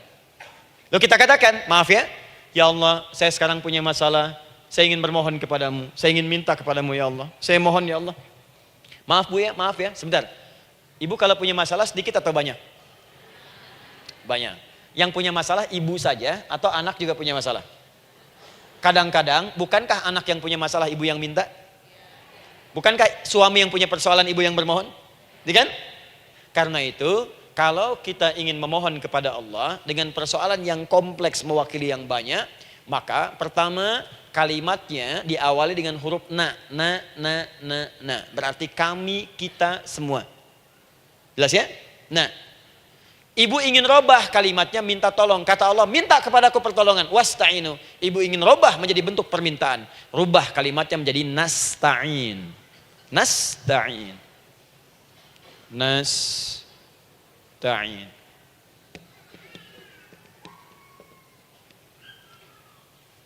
Wasta'inu nasta'in. Minta kepada siapa tadi? Allah. Boleh minta kepada selain Allah? Tidak. Hanya kepada Allah saja? Hanya kepada Allah saja. Hanya kepadamu ya Allah. Tidak kepada yang lain. Maka kalimatnya menjadi iyyaka. Iyyaka. Hanya kepadamu saja ya Allah. Engkau berjanji kalau ada masalah minta aku berikan. Sekarang hanya kepadamu saja ya Allah aku bermohon. Maka kalimatnya namanya iyyaka nasta'in. Sekarang saya tanya kepada ibu, apakah dalam sholat ibu membaca kalimat iyyaka nasta'in? Tuh. Saya mau tanya, ibu bacanya saat ruku atau saat sujud? Berdiri. Gak ada orang ruku baca kalimat ini.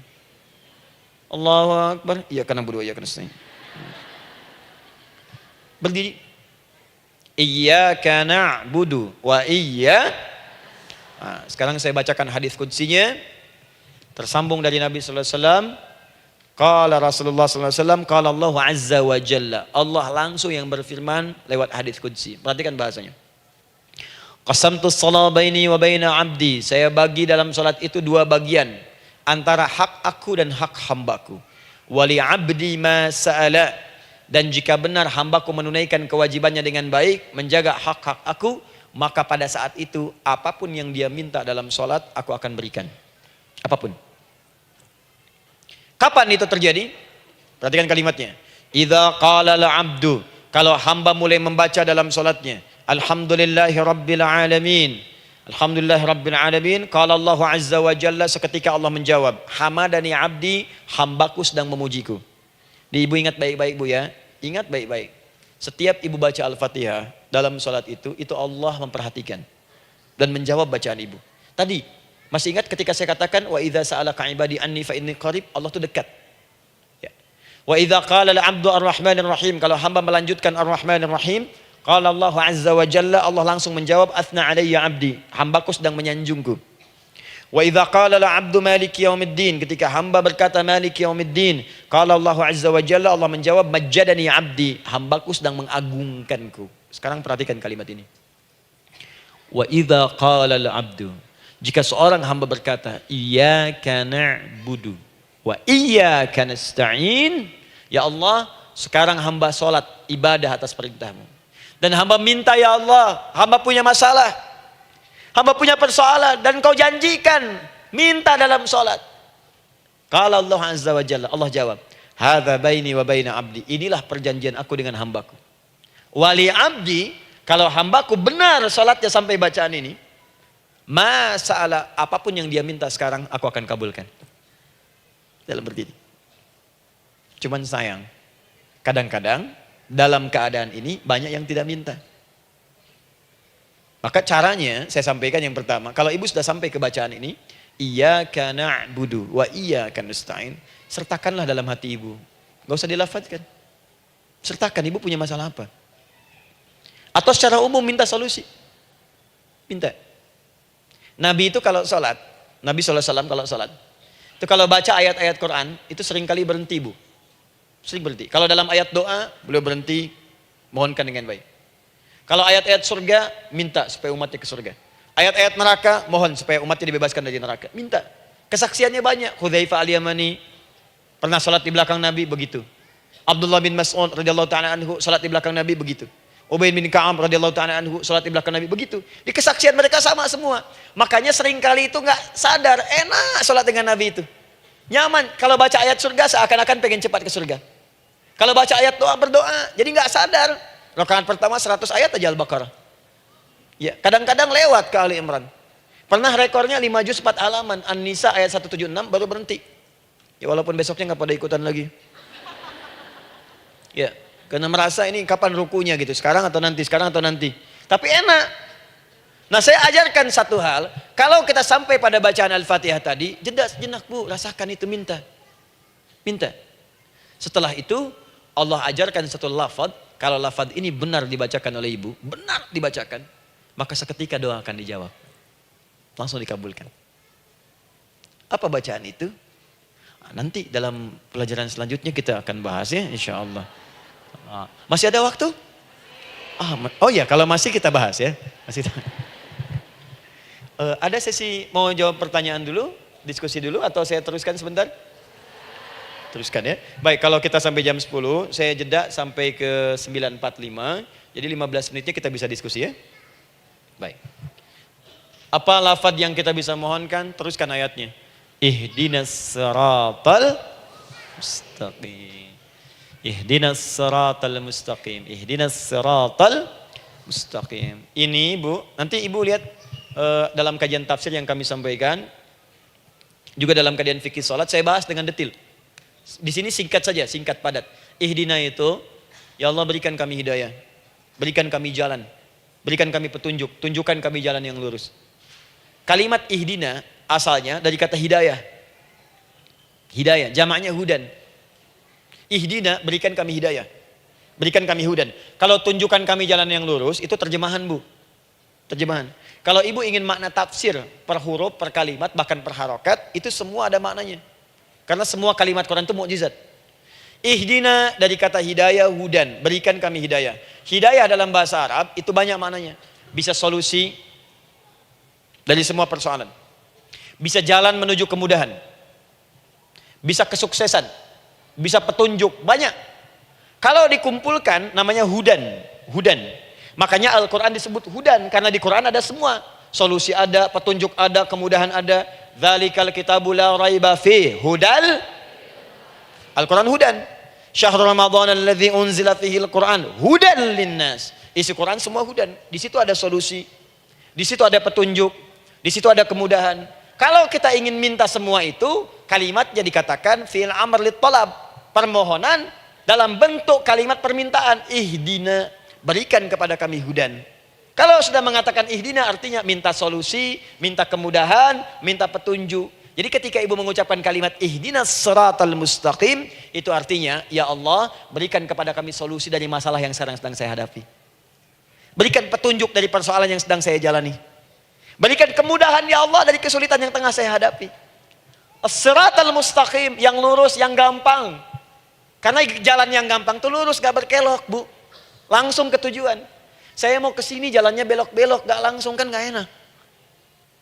Ibu mau ke satu undangan jalannya belok sini, belok sini, belok sini, belok sini. Kelokan 9, kelokan 7, kelokan 8. Ya. Kan rasanya berliku. Ibu ingin mendapatkan solusi tapi dilempar-lempar ke sini dulu berkelok, sini dulu, sini dulu, sini dulu. Kenapa nggak ibu lurus dapatkan langsung? Dalam bahasa Arab, apalagi kalimat yang fasih, mendapatkan sesuatu dengan gampang, dengan mudah, as-siratal mustaqim, lurus ke tujuan, cepat, mudah. Apalagi ke surga nanti, tunjukkan kami jalan yang lurus, yang benar, hak dari Allah dan mudah didapatkan. Itu maksudnya. Ini bukan sekedar tunjukkan jalan yang lurus, solusi yang mudah, yang gampang, yang cepat. Paham di sini ya? Seperti orang-orang dulu mendapatkannya. Siratal ladzina an'amta 'alaihim. Seperti orang dulu mendapatkan semua kenikmatan ketika mereka bermohon kepadamu ya Allah. Siapa mereka? Ada 4 golongan disebutkan di Quran surah keempat ayat 69. Ada para nabi, orang-orang jujur siddiqin, para syuhada dan orang-orang soleh. Ya, wa may yuti'illaha wa rasul fa ulaika ma'al ladzina an'ama Allahu 'alaihim minan nabiyyina was-siddiqina wasyuhada was-sholihin. Para nabi dulu berdoa, ya Allah, saya ada masalah dikabulkan. Kita minta ya Allah, sekarang saya berdoa, tolong kabulkan seperti nabi-nabi dulu dikabulkan. Nabi Ayub sakit berdoa dikabulkan. Kita sakit dikabulkan. Nabi Ibrahim ada ujian dikabulkan. Nabi Ibrahim punya ujian dengan anak. Kita ada ujian dengan anak, minta dikabulkan. Anak-anak berselisih, ada yang dendam, yang iri. Seperti anaknya Nabi Yakub. Nabi Yakub berdoa dikabulkan, kita minta dikabulkan. Ada syuhada, berdoa dikabulkan, kita minta dikabulkan. Orang soleh berdoa, minta dikabulkan. Kita minta dikabulkan. Ya Allah, seperti engkau kabulkan doa orang-orang dulu yang melahirkan nikmat, mohon kabulkan kami yang minta sekarang dan mendapatkan kenikmatan itu. Itu maksudnya. Ya, siratal ladzina an'amta alaihim. Siapa an'amta alaihim di sini? Ulaikal ladzina an'amallahu alaihim. Sama persis kalimatnya. Minan nabiyyin was-siddiqin wasyuhada'i was-shalihin. Jadi jangan diartikan sebatas terjemahan. Walaupun di musim haji sekarang itu bisa dipakai. Saya tugas 2010 di Mekah. Ada jemaah kesasar, lupa maktab. Kemudian ingin balik, nggak tahu jalan. Dia ketemu askar. Askar nggak bisa bahasa Indonesia, dia nggak bisa bahasa Arab. Tapi dia hafal Al-Fatihah. Datang kepada askar, dia tunjukkan gelangnya. Pak, ihdinas siratal mustaqim. Tunjukkan saya jalan yang lurus. Tunjukkan gelang. Askar gak bisa bahasa Indonesia. Dikasih bahasa Arab gak paham-paham. Tapi askar ini pun cerdas. Dia tunjuk, dia lihat gelangnya. Oh, maktab sana. Siratal ladzina an'amta alaihim ghairil maghdubi alaihim waladdallin. Lurus, jangan belok-belok. Kalau belok nanti engkau tersesat atau dicaci maki orang. Maghdub ya dicela orang. Dhalin tersesat, kan? Jangan dicela, jangan sesat, lurus. Tapi kalau dalam berdoa dalam sholat minta di hati hadirkan. Jelas ya? Nah, itu posisi pertama. Jadi pertama minta lewat sholat. Yang kedua cepat rajin istighfar, Bu. Saya cepat ya, rajin istighfar. Saya ada 7 menit lagi. Ibu rajin istighfar. Astaghfirullah, astaghfirullah, astaghfirullah, astaghfirullah. Itu yang paling singkat. Astaghfirullahaladzim, astaghfirullahaladzim, astaghfirullahaladzim. Itu yang menengah. Astaghfirullahaladzim, alladzi la ilaha illa huwal hayyul qayyum wa natubu ilaihi. Astaghfirullahaladzim, alladzi la ilaha illa huwal hayyul qayyum wa natubu ilaihi. Astaghfirullahaladzim, alladzi la ilaha illa huwal hayyul qayyum wa natubu ilaihi. Itu yang cukup panjang. Ibu rajin istighfar. Orang yang rajin istighfar itu diantara yang disebutkan dalam riwayat-riwayat adalah orang-orang yang cepat dijawab doanya. Hanya dengan istighfarnya. Jadi dia tuh punya keinginan, dia nggak katakan. Jadi keinginan di benaknya dia, terus dia istighfar. Astagfirullah, astagfirullah, astagfirullah. Itu kalau benar rajin istighfar, seketika dikabulkan. Cepat. Ada seorang yang hidup, ini tukang roti. Di zaman Imam Ahmad bin Hanbal. Saya pernah kisahkan ini di beberapa keadaan. Orang ini itu ahli istighfar. Jadi maaf ya Bu ya, bukan istighfarnya pas ada keperluan aja, bukan. Ada ta'lim Ustaz Adi, sab pertama astagfirullah, astagfirullah, astagfirullah, bukan. Besok ada arisan, astagfirullah, astagfirullah, bukan. Jadi bukan ada keperluan, istighfar bukan. Orang ini membiasa istighfar. Jadi setiap mengerjakan apapun dia istighfar. Mau minum, bismillah, astagfirullah, astagfirullah. Dia setiap buka adonan, astagfirullah, astagfirullah. Nah satu ketika, Imam Ahmad itu nggak tahu kenapa, pengen datang ke daerah itu. Ya kalau misalnya ibu tinggal di Cicahem, misalnya kan Imam Ahmad tiba-tiba pengen ke Cicahem aja. Terus karena lelah, mampir ke masjid. Istirahat di dalam masjid. Tiba-tiba kata penjaga masjidnya, DKM-nya, marbotnya, ya Syekh, idhab, pergi, nggak boleh tiduran di sini. Kata Imam Ahmad, saya kan cuma numpang istirahat, nggak boleh keluar. Dan dia nggak tahu kalau itu imam besar. Dan Imam Ahmad itu sudah populer Bu, sangat famous, familiar. Cuman orang kan nggak pernah lihat wajahnya. Dulu kan nggak ada Facebook, nggak ada Instagram, nggak ada handphone, nggak ada apa-apa. Jadi kalau orang terima Ahmad, ya Ahmad aja kemana-mana. Oh, no, Imam Ahmad, dia Imam Ahmad, Imam besar, Imam Syafi'i, Imam besar. Tapi nggak pernah lihat. Sekarang kan udah kelihatan. Ya, udah kelihatan. Sekarang banyak. Makanya orang dulu itu senang begitu tahu, dikasih tahu, Nabi aja ke Madinah Bu, nggak ada yang tahu kalau itu Nabi Muhammad kalau belum pernah lihat. Karena beliau di bawah, Abu Bakar di atas. Abu Bakar kan naik kan, untanya Nabi. Nabi Muhammad pas di bawah gantian tuh di jalan. Orang mengira yang di atas unta Nabi Muhammad. Padahal Nabi Muhammad yang jalan kaki, nggak kelihatan. Makanya responnya bola ketika tahu Nabi, senang luar biasa. Minta doa, minta ini, minta itu. Orang sekarang tidak, karena sering banyak lihat di TV media sosial, begitu ketemu minta foto. Ini lain kisahnya, nggak tahu dia, pergi keluar. Kata Imam Ahmad, ya sudah, keluar beliau, nggak mau ribut, istirahat di luar, di pelataran. Di sini juga nggak boleh. Lihat kalimatnya, barwah, keluar, pergi. Barwah itu kasar Bu. Begitu kemudian didebat lagi, saya cuma di luar. Rawah itu dari kata roh Bu, itu paling kasar. Artinya keluar dengan roh-rohnya sekalian. Rohnya pun jangan di sini. Ya. Jadi kalau ibu nanti di Masjidil Haram misalnya kan, ada kalimat itu artinya kesel bu askarnya. Ya, keluar. Misalnya, idhabi enti. Nggak mau, saya mau di sini. Ya, Barwa pergi. Sampai ke ruah dengan ruh-ruhnya. Itu artinya ibu disuruh pergi. Ya, bukan jangan mengelak lagi. Ruah. Saya bukan ruah, saya rohayati. Suruh pergi. Pergi. Imam Ahmad pergi tuh akhirnya. Pergi. Di jalan kelihatan ada tukang roti tadi. Begitu kelihatan capek lah dipanggil, Syekh, kayaknya lelah istirahat di sini. Dan tukang roti pun nggak tahu kali itu Imam Ahmad. Begitu istirahat, duduk, kelihatan Imam Ahmad setiap buka adonan, astagfirullah. Bikin lagi, astagfirullah. Imam Ahmad tahu faidah itu. Tapi ingin menguji tukang roti ini, ditanya. Ya akhi, kamu ini kenapa setiap Anda menanam adonan itu, tepung itu, Anda mengucapkan istighfar? Astagfirullah. Perhatikan jawabannya.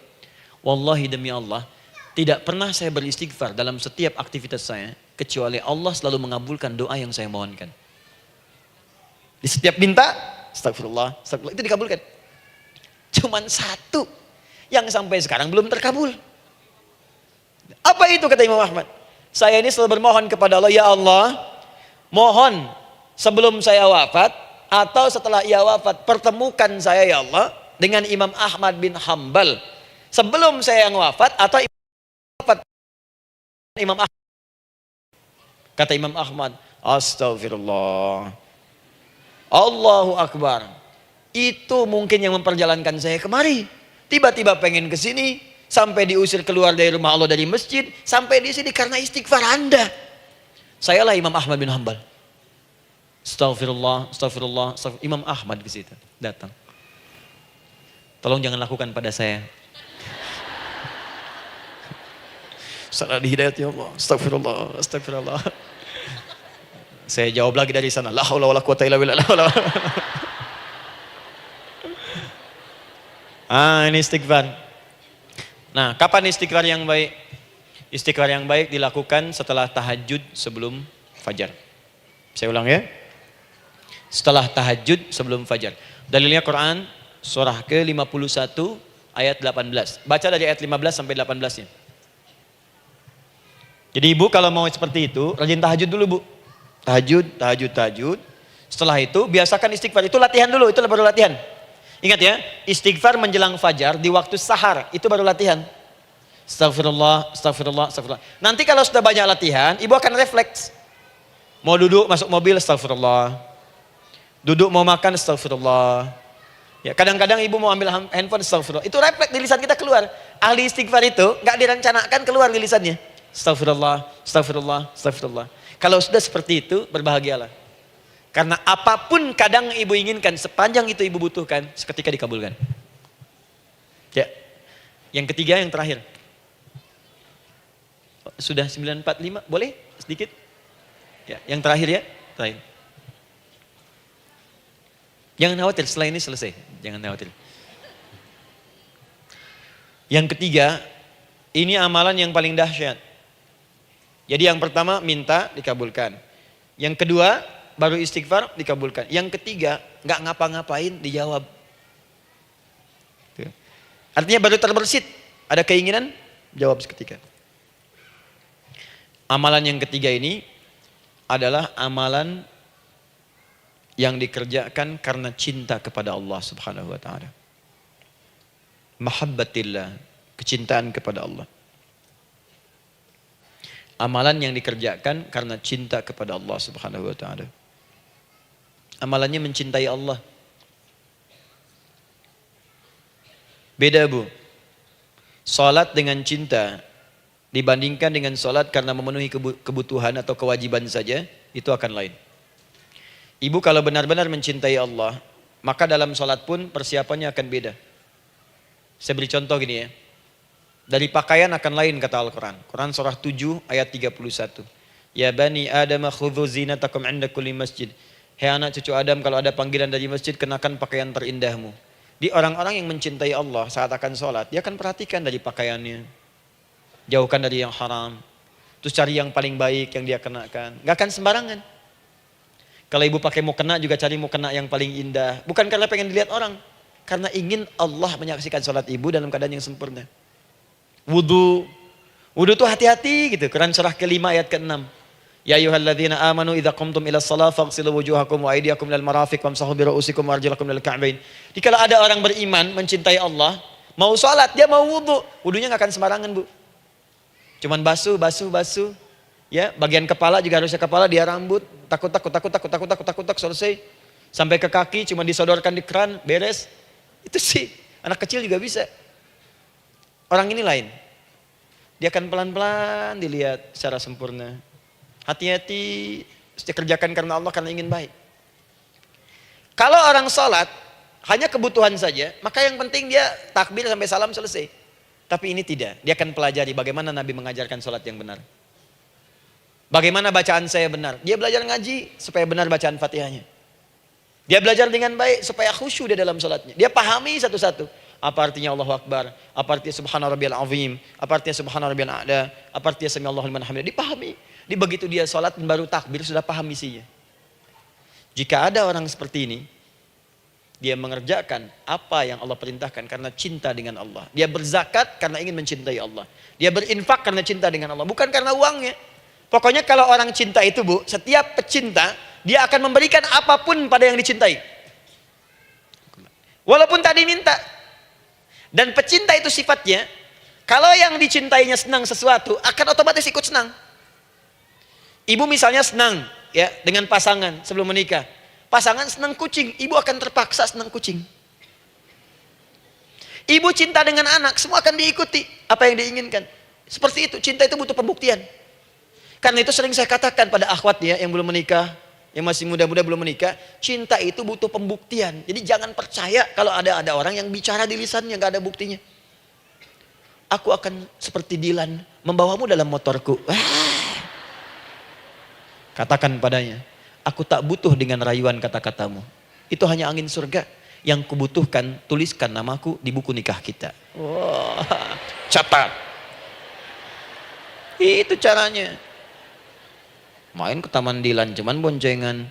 Seakan dunia milik berdua, yang lain gak ada. Gombal. Udah ya? Jelas? Jadi amalan yang ketiga ini kerjakan karena Allah. Saya mau contohkan satu. Ibu pernah dengar Imam Malik bin Anas? Pernah ya? Gurunya Al-Imam Asy-Syafi'i, Imam Malik bin Anas, lahir di kisaran tahun 94-95 Hijrah. Siap Kang Dan? Baik, ini terakhir nih saya tutup nih. Benar-benar terakhir, betul-betul. 10 menit lagi kalau ada nanti tanya jawab sedikit.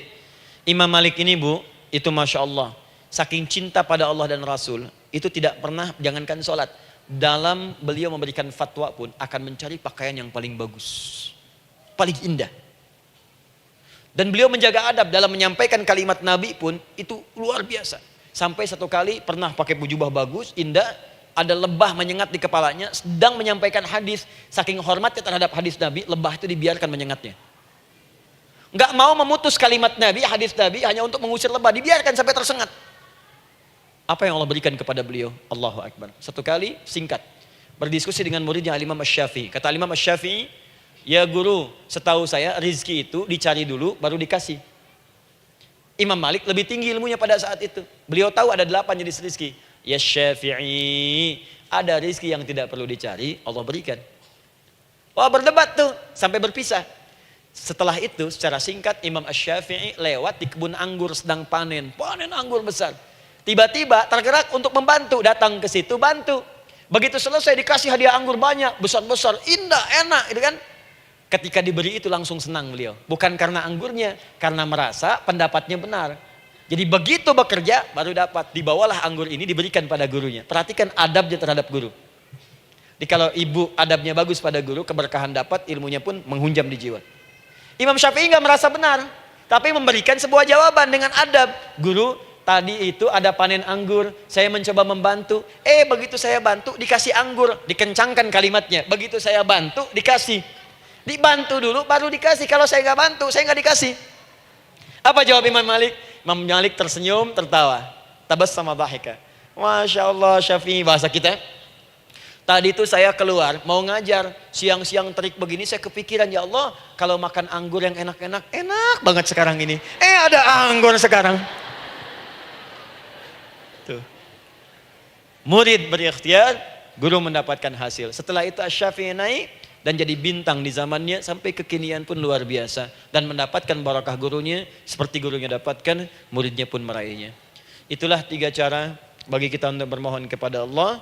Jika ingin dipercepat oleh Allah bisa lewat salat, bisa lewat istighfar, bisa juga dengan menciptakan amalan-amalan atau mengikuti amalan-amalan yang dicintakan atau ditujukan untuk mencintai Allah Subhanahu wa taala. Ibu bisa paham ini? Baik. Kemudian berdoa. Tapi yang jadi masalah, Ustadz ketika berdoa kok belum dikabulkan juga? Apa ciri doa dikabulkan? Seperti apa kita tahu doa kita dikabulkan? Itu mungkin kita bahas di episode yang berbeda insyaallah. Alhamdulillahi Rabbil Alamin Ar-Rahmanir Rahim Maliki Yawmiddin Iyyaka na'budu wa iyyaka nasta'in Ihdinas siratal mustaqim Siratal ladzina an'amta 'alaihim ghairil maghdubi 'alaihim waladdallin Allahumma nahmaduka hamdan syakirin hamdan na'imin hamdan yuwafi ni'amahu wa yukafi'u mazidah Ya Rabbana lakal hamdu wa lakal syukru kama yanbaghi li jalali wajhikal karim wa li 'azimi sultanik Allahumma salli wa sallim barik ala rasulikal karim nabiyyikal amin sayyidina Muhammadin wa ala alihi wa sahbihi wa ummatihi ila yaumiddin Allahumma rabbana yal ghafur rahim la tada' lana fi maqamina hadha fi kulli maqamin dhanban illa ghafartah Duhai Allah kami bermohon kepadamu Engkau yang maha pengampun Engkau yang maha penghapus segala dosa Kami mengakui kami berbuat salah Kami mengakui banyak dosa kami kumpulkan Maka kami mohon kepadamu ya Allah Jangan biarkan ada satu orang pun berada di sekitaran majlis ta'lim ini Kecuali sebelum ia pulang Engkau telah ampuni segala dosa-dosanya Engkau telah gugurkan dan hapuskan segala dosa-dosanya Wala hamman illa farajtah Ya Allah jika ada satu orang pun di antara jamaah saat ini Yang merasakan kegelisahan dalam hatinya Jangan biarkan ia meninggalkan area majlis ta'lim ini Kecuali Engkau telah tenangkan keadaan hatinya Allahumma wala maridan illa syafaitah Jika ada di antara kami yang tengah Engkau uji dengan penyakit seberat apapun Maka mohon angkat dan sembuhkan segala penyakitnya Allahumma wala dainan illa qadaitah Ya Allah jika ada di antara kami yang berat hidupnya karena lilitan utang piutang Terjebak riba dan sejenisnya Maka mohon ya Allah dengan keikhlasan amalannya Mohon angkat dan berikan rizki terlimpah kepada yang untuk melunasi utang-utang dan terbebas dari lilitan riba dan semacamnya Allahumma ya arhamar rahimin Allahumma tubna ilaika min kullil ma'asi Ya Allah, kami ingin memperbaiki diri kami. Kami bertobat dari segala maksiat yang pernah kami kerjakan. Allahumma asli ahwalana ma yuqarribuna ila ridhak. Ya Allah, kami bermohon kepadamu. Mulai hari ini, mohon bimbing kami untuk memperbaiki diri. Supaya kami bisa lebih dekat denganmu, ya Allah. Allahumma asli azwajana. Ya Allah, kami mohon sayangi dan perbaiki, ya Allah, akhlak suami-suami kami. Ya Allah, mohon bimbing suami-suami kami jadi suami yang baik. Membimbing keluarga menjadi keluarga yang saleh. Allahumma ya Allah. Allahumma arsyad wa aslih ya Allah azwajana, zawjatina. Ya Allah demikian dengan istri-istri kami ya Allah. Jadikan mereka perempuan-perempuan yang salihah. Bimbing menjadi ibu-ibu yang baik. Allahumma abnana, auladana, dzurriyyatina. Allahumma aslih lahum ya arhamar rahimin liyakunu salihin, liyakunu su'ada fid dunya wal akhirah. Ya Allah, anak-anak kami, cucu-cucu kami khawatir berpisah dengan mereka di akhirat nanti. Kami mohon ya Allah, jika memang ada maksiat yang mereka kerjakan karena dosa-dosa kami mohon ampun ya Allah. Perbaiki anak-anak kami, bimbing cucu-cucu kami ya Allah. Jadikan mereka anak-anak saleh, anak-anak yang bisa memberikan mahkota kepada kami di akhirat ya arhamar rahimin. Kami malu dengan anak orang lain yang telah hafal Al-Quran. Kami malu dengan anak orang lain yang telah mampu tahajud. Kami malu dengan anak orang lain yang telah bisa membaca Al-Quran dengan baik. Sedangkan anak kami masih sibuk dengan dunia ya Allah. Kami takut bila wafat tidak bisa memberikan petunjuk kepada mereka dengan izin-Mu. Allahumma ya arhamar rahimin. Allahumma idza kana hunalika baqiyati ayyamina faj'al baqiyata ayyamina ya Allah hayatan thayyibah. Duhai Allah, kami bermohon kepadamu, jika memang terbentang masa kehidupan bagi kami sampai dengan hari esok, maka mohon jadikan sisa-sisa hidup kami lebih baik daripada hari-hari yang sebelumnya. Wa idza kana hadzal yaum min akhir ayyamina faj'al ya Allah hadzal yaum husnal khatimah. Ya Allah, kami mohon jika memang hari ini adalah hari terakhir kami hidup dan harus kembali kepadamu untuk wafat, mohon jadikan di hari ini kami husnul khatimah. Allahumma qawwi lisanana ila kulli kalimat at-tauhid la ilaha illallah Muhammadur Rasulullah. Ya Allah, kami mohon jika kelak kami akan wafat, ringankan lisan kami untuk mengucapkan kalimat tauhid la ilaha illallah Muhammadur Rasulullah. Wa ajib kalimatan bi qaulika ya ayyatuhan nafsul mutmainnah irji'i ila rabbika radiyatan mardiyah fadkhuli fi ibadi wadkhuli jannati. Ya Allah, kami mohon kelak nanti dalam sakaratul maut nanti. Jika kami bermohon kepadamu dengan kalimat tauhid la ilaha illallah. Mohon jawab kalimat kami ya Allah dengan panggilanmu yang indah. Ya ayyatuhan nafsul mutmainnah. Hai jiwa yang sudah tenang. Irji'i ila rabbika radiyatan mardiyah. Hai cepat pulang menghadap kepada Rabbmu. Hai cepat pulang menghadap kepada Rabbmu. Hai cepat pulang menghadap kepada Rabbmu. Aku ridha dengan semua amalmu. Engkau pun akan ridha dengan semua pemberianku. Adkhuli fi ibadi wadkhuli jannati. Engkau aku masukkan dalam golongan hambaku. Aku siapkan surga untuk menyambutmu. Allahumma ishtaqna bi Rasulillah sallallahu alaihi wasallam. Ya Allah, kami rindu sekali dengan Rasulullah sallallahu alaihi wasallam. Lam na'ish ma'ahu fil hayat wa lam narahu fil manam. Kami belum pernah hidup bersama beliau di dunia, tidak mampu menatapnya di alam mimpi. Maka mohon ya Allah, jangan biarkan kami berpisah dengan Rasulullah di akhirat nanti ya Rabbal Alamin. Jumpakan kami dengan Rasulullah di Taman Firdaus yang paling indah. Allahumma ya arhamar rahimin. Allahumma rizqna yusra ya Allah. Likullil hujjaj. Ya Allah, anugerahkan kemudahan, kelapangan kepada para jemaah haji yang berhaji tahun ini ya arhamar rahimin. Allahumma taqabbal minhum ya Allah hajjahum, sa'yahum sa'yan mashkura, wa dhanbahum dhanban maghfura, wa tijaratahum tijaratan lan tabur. Ya Allah, jangan sia-siakan pengorbanan fisik mereka, biaya mereka, waktu mereka, tenaga mereka, emosi mereka. Terima haji mereka ya Allah. Jadikan sa'i mereka berhasil, tawaf mereka benar, jadikan seluruh manasik yang Engkau ridhai ya arhamar rahimin. Allahumma ya Allah rizqan hasanan tayyiban liyahujju kulla man lam yahujj ya arhamar rahimin. Ya Allah, bagi kawan-kawan kami, kerabat kami, saudara kami, tetangga kami yang belum berhaji, maka anugerahkan kemudahan bagi mereka untuk berhaji ya Allah. Anugerahkan kelapangan untuk berhaji ya Allah. Sekalipun memang tidak terbuka kesempatan itu, maka mohon anugerahkan sifat mabrur kepada kami sekalipun tidak mendapati ibadahnya. Allahumma ya arhamar rahimin. Allahumma rizqna ya Allah nikmatan salihah. Ya Allah, anugerahkan kepada kami nikmat untuk menjadi orang saleh di dunia dan kembali kepadamu di akhirat dalam keadaan saleh. Alhiqna bis salihin ma'al ladzina an'amta 'alaihim minan nabiyyin was-siddiqin wasyuhada was-salihin wa hasuna ulaika rafiqa. Ya Allah, kumpulkan kelak kami di surga dengan para nabi, orang-orang saleh, para syuhada, orang-orang yang benar di hadapan-Mu. Itulah nikmat terbaik yang mampu kami dapatkan. Allahumma ya Rabb, Allahumma aslih Allah qulubana, ati anfusana taqwaha, wa zakkiha anta khairu man zakkaha, anta waliyuha wa maulaha. Ya Allah, jika memang kami telah Engkau anggap baik sampai dengan pagi hari ini, maka mohon jaga kami dalam keadaan baik sampai wafat ya Allah. Berikan kami kekuatan untuk istiqamah, jauhkan kami dari pengaruh nafsu ya arhamar rahimin. Ya Allah, jika ada saat ini orang-orang yang menyakiti kami ya Allah, berkhianat kepada kami ya Allah, menzalimi kami, maka mohon ampuni dosa mereka ya Allah.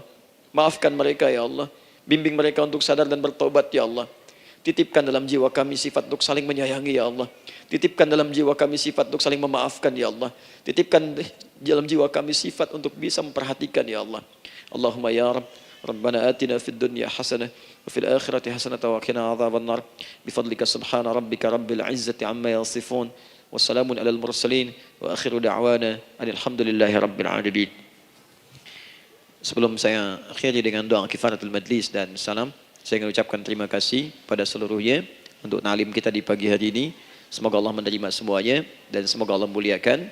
Dan terkhusus juga untuk Kang Daan, terima kasih untuk kali ini dan semoga istiqamah dalam kebaikan dan Masya Allah beliau menginspirasi dan saya ingin menjadikan juga beliau sahabat dalam kehidupan untuk seluruhnya.